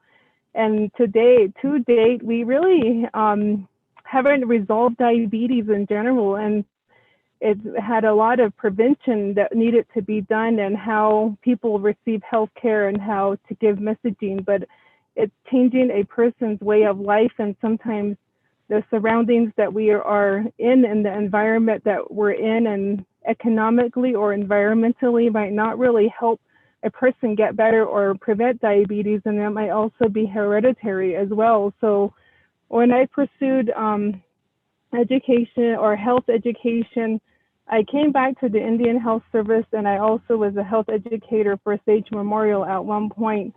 And when I looked at the different healthcare systems working in the two structures, I think one thing I experienced was just the fact that we needed to be accountable, but accountable to who? Accountable to the federal government, but what about being accountable to the Navajo people? And I think that's one of the most interesting facts that I think that is something that I still would want to focus on, just only because that we are a mixed healthcare system. We are authorized as by communities, and we are also authorizing, or we still have federal oversight of some health facilities, which we haven't taken ownership of. And then in regards to the Navajo Department of Health, we've been in Title I for a very long time. And when I came into this position, the staff all were saying that we want to go to Title V, but they just have never pursued that opportunity to go to Title V. And who knows, they might have existed in Title I for a long time, even though they could have worked towards self-determination or self-governance. So that's the vision that I see with our healthcare system in regards to my experience, is just looking back at the different positions that I have. We really have varying electronic health record system. One patient can't go from one hospital to the next. One patient can easily be refused to receive services just because they don't live in that area. I think there's lots of factors that when we look at our healthcare system and the Neb people, how can they navigate a seamless system, and how can they be able to express their concerns and their issues with healthcare? Just because we might be somewhat receiving healthcare services doesn't mean that we have that we shouldn't complain about our quality of healthcare services. So I believe there's always been that effort with Indian Health Service on patient satisfaction around patient care. And I don't think that we've accomplished that. If you were to ask me today, what does that mean to our Navajo people? It's really a large struggle just to answer that question, because people still get mixed up between Indian Health Service and what 638 is. Some of our 638 hospitals are still being called Indian Health Service or PHS. So there's really a disconnect on how we define our healthcare system. So I hope that moving forward that we have a vision for how our healthcare system will look like going forward. And then today, I just wanted to reiterate our enabling legislation that we presented with several of my team members to you on January 2020. Sorry, there's a zero missing. And also that we had at that time talked about the plan of operation for that we were going to begin implementing the plan of operation. Also, there's a restriction of current funding. And so because we are in self-determination, I don't feel like I have the flexibility to do what I need to in order to build a program that has qualified healthcare professionals and individuals that can move the program forward, and overseeing some of these legislations or the legislation requirements, such as enacting laws or public health codes or similar things like that needs to get done. And right now, without accessing a lot of these funds, I don't have that availability and opportunity to do what I need to with our enabling legislation. So as I had talked about our somewhat of a fragmented or mixed healthcare system, we have a mix of federal and then also the tribal health organizations. And then we also have the EMS and the Navajo treatment for childcare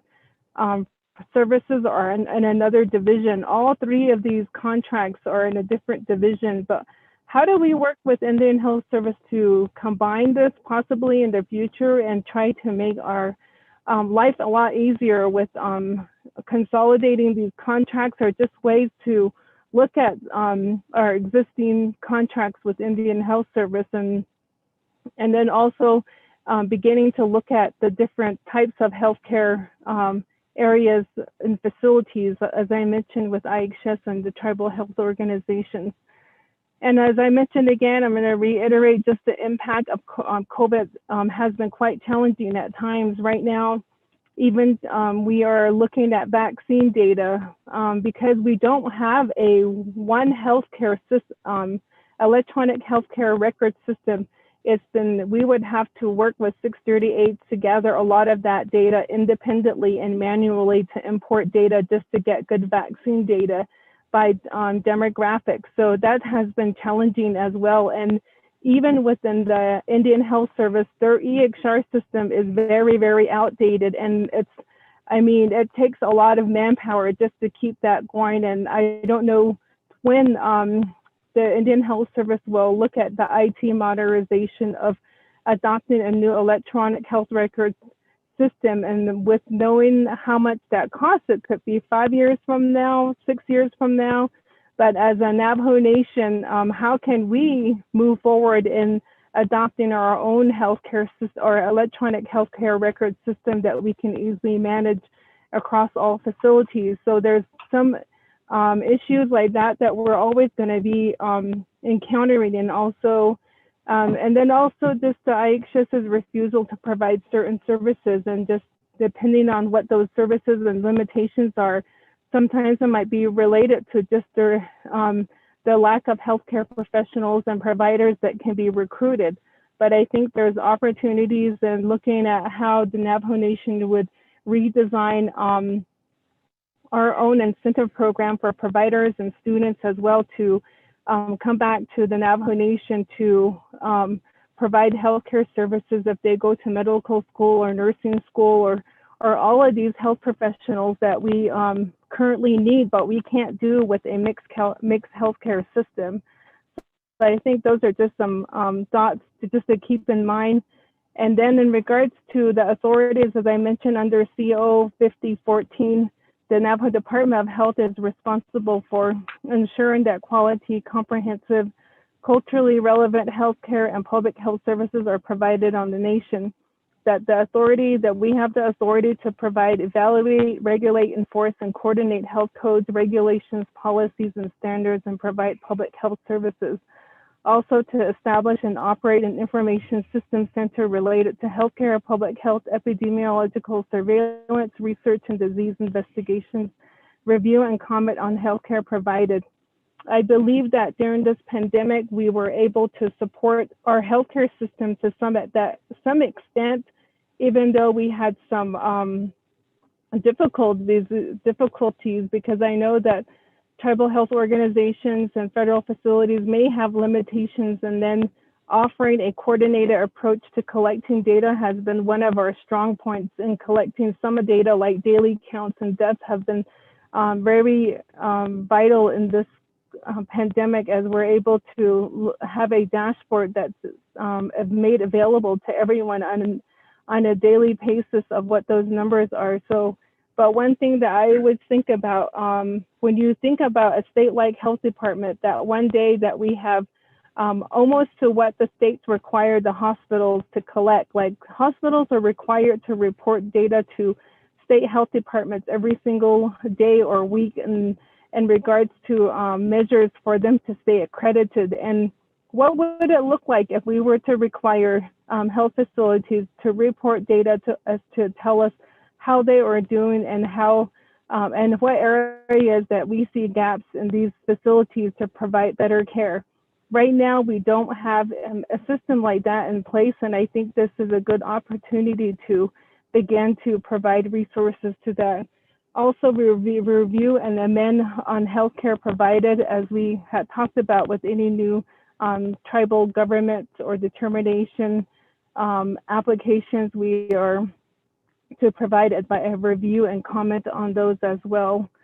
Then the NABIJO 714 is a health management agreement.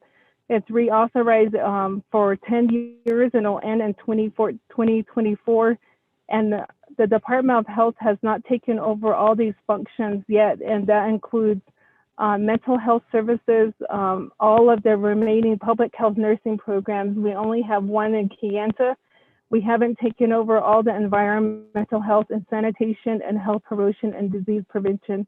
So these are what is in a resolution for the Department of Health to assume one of these days. And so when there are new hospitals that are being reauthorized or either going into their own self determination, that these are already stamped for the Department of Health. So I just want to remind everyone there's an agreement that's already for these particular services, that we are still having like another 2 years or so to assume these remaining services, and I think we can do that.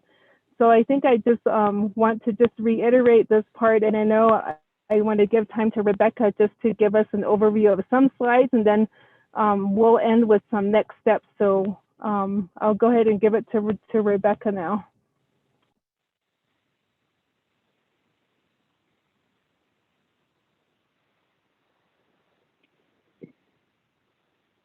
Ms. Patterson, you have the teleconference Zoom floor. Hi, can you all hear me now? Mm-hmm. Yes. Okay, great. You So, might I speak just, a little loud. is Turn this up a little your better? volume.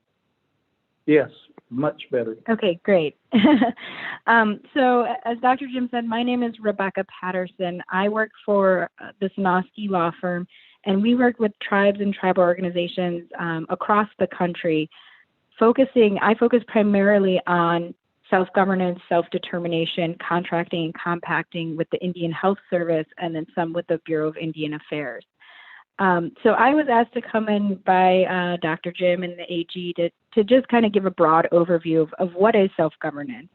As some of the other delegates said, you know, we've heard about self-governance for a while, right? And self-governance was first added to the Indian Self-Determination Act back in 2000.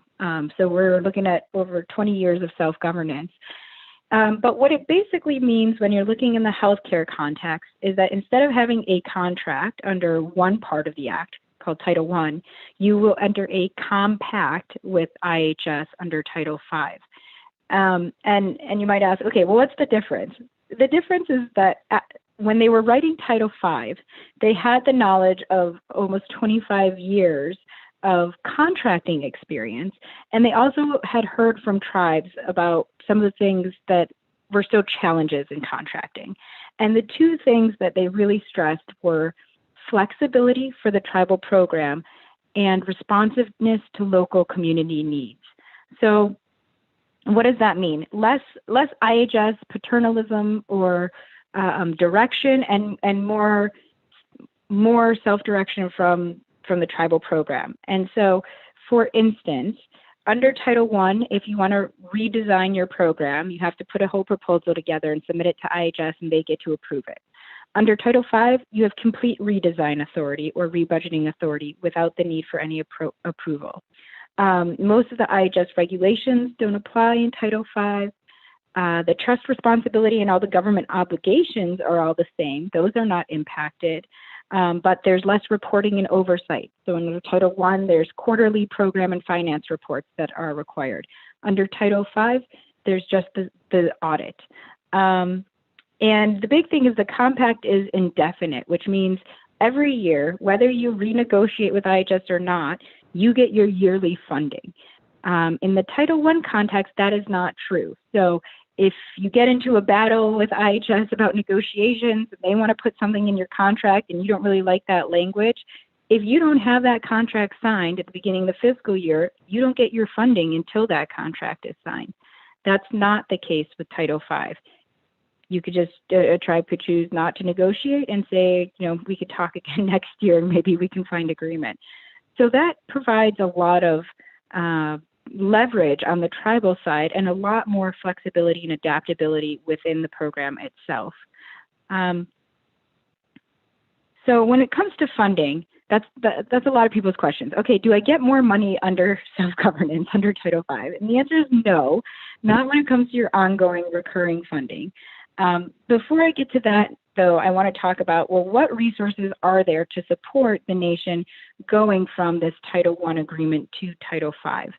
And there's two main sources of funds. First, IHS has an entire Office of Tribal Self-Governance, specifically dedicated to self-governance. And every year they make about like 4 to 6 grants available for both planning for a transition to self-governance and then for negotiation to self-governance. So there's grant funding available just for that transition. If at the same time that a tribe is transitioning to self-governance, they're also assuming new programs, including some of the programs Dr. Jim was talking about, where NDOH has been authorized but has not contracted to the full extent of that authority. There could be contract support costs that support a lot of that work. If we'll talk in a second about eligibility for self-governance, if, for instance, there's a need to build tribal management capacity so that you could transition to self-governance, IHS also has special tribal management grants available as well. So there are resources out there, and these are resources that are generally available every year. In terms of the funding that the program gets, the amount of funds that you're entitled is the same under Title I and Title V. However, it often seems like Title V self-governance tribes have more or do better. And the reason, you know, there's many reasons. First is that flexibility and to really put resources where they need to be. But also these programs, you have to show financial management stability. You have to show capacity. And so these programs have often increased billings and brought leveraged resources and brought more resources into their systems. And so their programs have grown and expanded quite a bit over time. So I have a slide here on self-governance success. My goal here is not to say that the Navajo Nation is anything like these other tribes. My intent here is to show some examples of, and the Navajo Nation is unique, so I'll put that as an aside. The Navajo Nation is, as you know, a very, very large tribe, the largest, in fact. And so what self-governance is going to look like on the Navajo Nation, there's not going to be a model for it. There's not going to be a mold. I think that when you talk about self-governance, often it can seem daunting or overwhelming because the Navajo Nation is so large. There's so many services that are being provided by various entities. But my point here is to show there are models, there are large health systems that have been taken over by single entities or multiple entities. So when you're looking at a tribe, the Cherokee Nation, they serve over 100,000 patients. So that's about a third, right, if you're comparing it to the nation. But they operate 11 different healthcare facilities, including 2 hospitals and 9 outpatient clinics. Right now, I think the Navajo Nation has 15 different facilities. So, you know, that's a tribe that's running the whole thing. By contrast, I also raised the Alaska Tribal Health System. They serve about 175,000 people, so maybe about a little less than 2/3 of what the Navajo Nation serves. They have a different model. So they don't have one organization that runs all the clinics. They have 26 co-signers to their compact agreement. And then they have, there's some tribes that also have Title I agreements. And so there's care in the village where a person might live, and that might be more basic primary care. That might be run by the village itself or by a regional health entity. Then there's regional hospitals throughout the state. And then there's a large hospital in Anchorage, which is the urban center. And a lot of this is because of Alaska and the lack of roads and flight plans. But there's a large hospital that provides all the specialty care and really the higher level care of services. Yet the whole system is run by tribes and tribal entities. It is, even though there are many different players, there's many different entities, many different tribal organizations and tribes and a mix, just like, you all say that the Navajo Nation has a lot of different people running healthcare. So does the Alaska Tribal Health System, but they all work together and it's an integrated system along the way that Dr. Jim was talking about. So things like the patient experience, is it seamless? When they get a referral, how does that work? How do the parties communicate? How are electronic health records managed so that when a patient goes from a facility in one village to an urban hub and they see a doctor there, they don't have to start over from scratch every time. So that's just another example. And then the third one I threw in there is just the Gila River Healthcare Corporation. They're local. They're in Arizona, right? So my point is, people talk about Oklahoma, Alaska. Well, self-governance is all over the place. And there are successful tribes of self-governance all over the country, including several examples right around the nation. So that's just my point. Self-governance is going to look different for every tribe. However, the nation, or if the nation decides to pursue this, it's going to look different from the nation, obviously, than for any other tribe. But there's many different models out there, and that self-governance doesn't mean, it doesn't mean that you can't have various entities that operate. So like I said, I want to talk a little bit about eligibility. So there's three main things that a tribe has to meet to be eligible for self-governance. One, the tribe has to complete their own internal planning process to their own internal satisfaction. So whatever you decide you need to do to plan, that's what you need to do. And you say, yep, we're done with that. The second is to formally request entry to the self-governance program. And that's generally done by a council resolution. And then the last one might be the hardest one at this point, but it's worth looking at and thinking about what it would require. And that last one is 3 years of what they call clean audits. And in this context, what that means is IHS reviews all the self-governance programs, and they want to make sure that there are no material uncorrected audit findings. So it doesn't mean if you've ever had an audit finding, you're kicked out. It just means if there's findings, they want to see that they were corrected. And we're only talking about the findings that have to do with self-governance. Now, that doesn't mean only findings relating to the Department of Health. It can be any self-governance programs. But that is part of what's necessary to get what IHS calls mature contractor status. So the last slide, and Dr. Jim, I know you're still on, it's a little bit thinking, okay, well, now we have the basic concept of what self-governance means or what it could mean. What could self-governance look like on the Navajo Nation? And I think part of having this discussion today is to start thinking about it, right? And you can start small. You can transition the 3 NDOH programs under contract from a Title I agreement to Title V. Just doing that makes you a self-governance tribe. You can assume more programs from IHS, and that might mean those additional programs that NDOH was already authorized to assume. As Dr. Jim said, they haven't fully assumed the public health nursing programs. There's still environmental health and sanitation programs, health promotion and disease prevention. But then also IHS is still running quite a bit of hospitals and facilities on the nation. Are those facilities the nation think that over time the nation would like to run and operate on their own? And then because the nation has an area office of IHS that is just serving the Navajo Nation, you can also think about taking over part of that area office. And I say part because IHS has to keep what it calls its residual functions. So you can't sign your own contracts. That requires a federal employee. But in terms of clinical management, in terms of the extent that the area office may or may not play right now in operations for healthcare, that is something that the nation can take over and run on their own. And then again, if you're going to have an integrated experience, an integrated healthcare system, to think about how the nation interacts with the 638s and with other entities. So there is this single unitary direction or single unitary experience for all of the members who are served by these facilities. And with that, I just want to hand it back over to Dr. Jim. Yeah, thank you, Rebecca, for that. And as Rebecca mentioned, I'll just go ahead and concur with the steps here about transitioning the programs. I just want to see if, Chair, if I want to ask Michelle Begay if she has any comments, and then we'll turn the floor back over to you. Ms. Begay.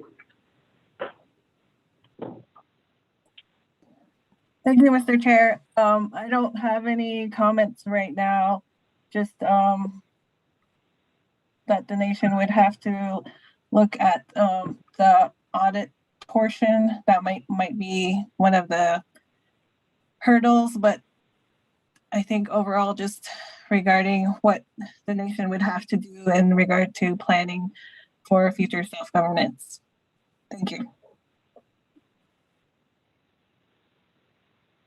Thank you. Committee members, any questions? Dr. Jim, Ms. Patterson, Ms. Begay, in regard to accessing the planning grant, what is the process?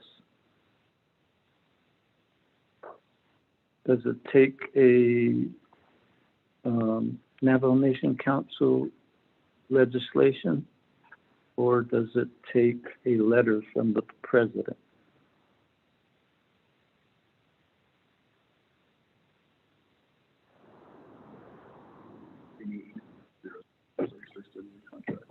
Rebecca, I want to see if you're able to answer that. So I was going to say this is more a matter of Navajo Nation law than it is one of federal law. You know, in the most basic sense, in order to access that grant, all it takes is a grant application through the federal government's online system. Who authorizes that, whether that's the executive, the president, or whether that's done through a resolution of the council directing the department to undertake that project. That's something I'm hoping Michelle can, or Assistant Attorney General Begay can comment on.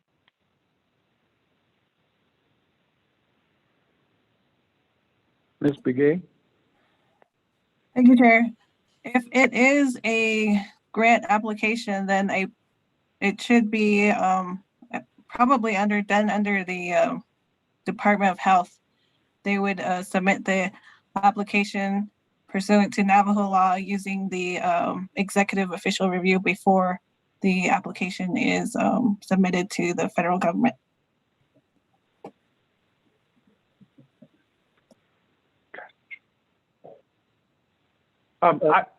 Honorable Slater, go ahead.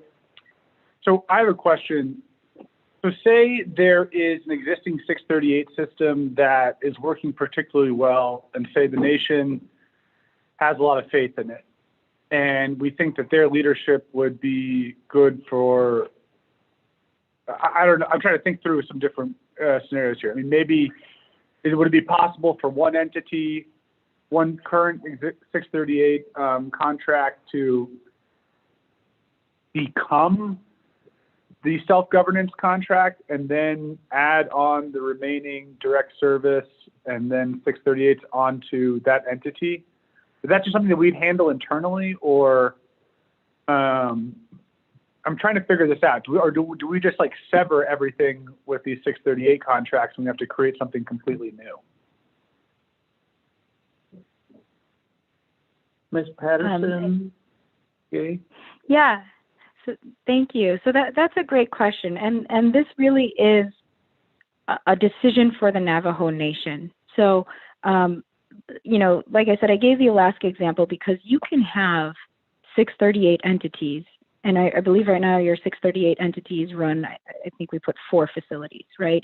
So you can have the 638 entities running 4 facilities, and you can have the nation running 3 facilities, and you can have IHS running 7 facilities.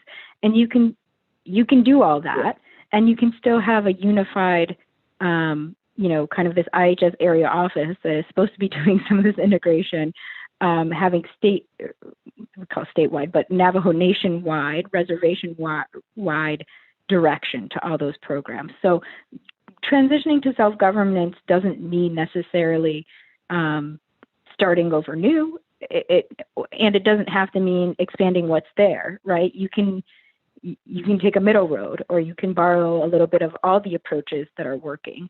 In terms of each individual 638, what their contract, what they're eligible to contract for is dependent on what's in the resolution, what they've been authorized as a tribal organization to contract for. So, if the authorizing resolution says, you tribal organization can take over this facility in this town, and you want to authorize that same tribal organization to take over, the clinic in the town over, that's something that can be done. That would all be dealt with through the authorizing resolution from the nation to that 638.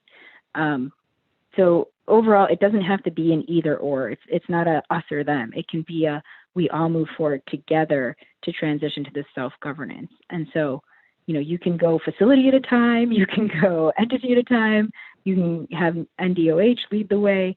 That's really part and really going to be a large part of that planning process, is thinking about what do we want our Navajo health system to look like? Who's going to take the charge? How is that going to be organized? There's quite a bit of planning that you will have to do, but that's totally up to the nation. Thank you, Ms. Patterson. Committee members, any other thoughts? Chair, I think we should have a presentation to NABI, or should we have a work session just with DOH and DOJ? Because I don't know, I feel like we need to really talk through what those steps would be. Now that I know it's not just flipping a switch and all of a sudden everything's under one contract, but instead it could almost be staggered or tiered or something, Laddered up, yeah. I'd really want to think that through. I have a bunch of ideas right now, but we'd really need to think through that. So that's kind of my ask to you, is that maybe in the next month or so we would schedule that work. Maybe we should do it at the committee, and then we can make that recommendation before NABI instead of just having everyone come back and say, what are you doing? I don't know, colleagues, if you think that makes sense. And committee members, we in previous work sessions with Madam AG, we did have just a work session at the AG's office, her conference room.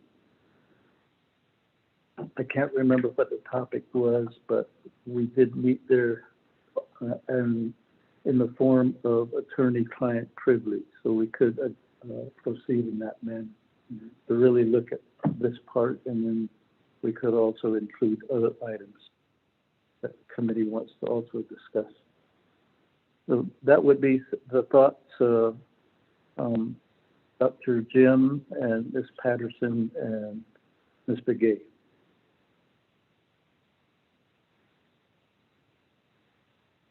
But committee members, any questions? If not, the chair is open for a motion to accept the report. Motion. Motion by Honorable Wanika, second by Honorable Begay. With the aspect of doing a follow-up meeting, work session with the same parties.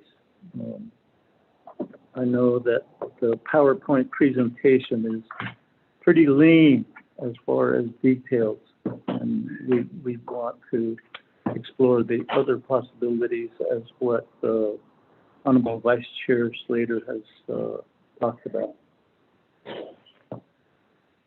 Thank you. Any response to that request? Shannon, Chair, this is Dr. Jim. I agree with your invitation to continue this conversation with Madam AG and Ms. Patterson and Ms. Begay and the rest of you guys. So I look forward to the next conversation. Okay, thank you. And I guess in that part, then if we could expound more on the planning grant, the transition fund, and then those factors that would be part of the decision-making, tribal management capacity. And then I guess the part about the financial stability regarding the audits. I'm thinking those are the ones that are the 638 contracts that the nation has with IHS. Most specific is mental and behavioral health, and I can't. And going forward, Shadeja, there was a presentation on the CHAP, Community Health Aid Program. I know that there's funding through that's been authorized, and that particular positions and the qualifications are pretty much determined. So if we could get a brief presentation on May 19th, we would appreciate it, because going forward, I think we have an ability to get more community help through the CHRs. Thank you. With that, Mr. Mose, Honorable Slater. I was going to motion to accept the report. I don't know if we established. We did. Oh, okay. So with Honorable Juanita and the second by Honorable Begay. I'm having a fried chicken chase. Hey, Chair. Oh, it wasn't KFC either. Yeah, it was. So I think we all had a double serving. And a special. Hey, Other keeping blended. Paul Begay Jr. That was the Paul Begay works green. Paul Begay Jr. was green. I'm calling Slater. Larry Slater, green. Green. Bernal Lona. Color was great. Bernal Lona was green. Sunny Soap. Green. Sunny Soap was green. S.J. Onika. Green. S.J. Onika was green. One of five in favor, 0 opposed. And I don't know if Miss Angelita Benali's on the call. Is she? Well, Michelle, Miss Cook, please relay the message that we're in consensus to be having. No, I wonder back at Dr. Lyle. To have her be the legislative advisor. And at some point in time, maybe next week, she could introduce herself on the call. Thank you. With that, committee members, that brings us to old business, there being none, new business, there being none, close of meeting. Announcement, just the announcement with Miss Angelita Benali. The other is committee members. You've all signed the condolence card to the family. And then committee members, some of us have already donate it to put into the envelope. So Alright. your turn. With that, committee members, chair's open for a motion. Motion to adjourn by Honorable Paul Begay. Second. Second by Honorable Edison Juanita. Okay, motion to adjourn.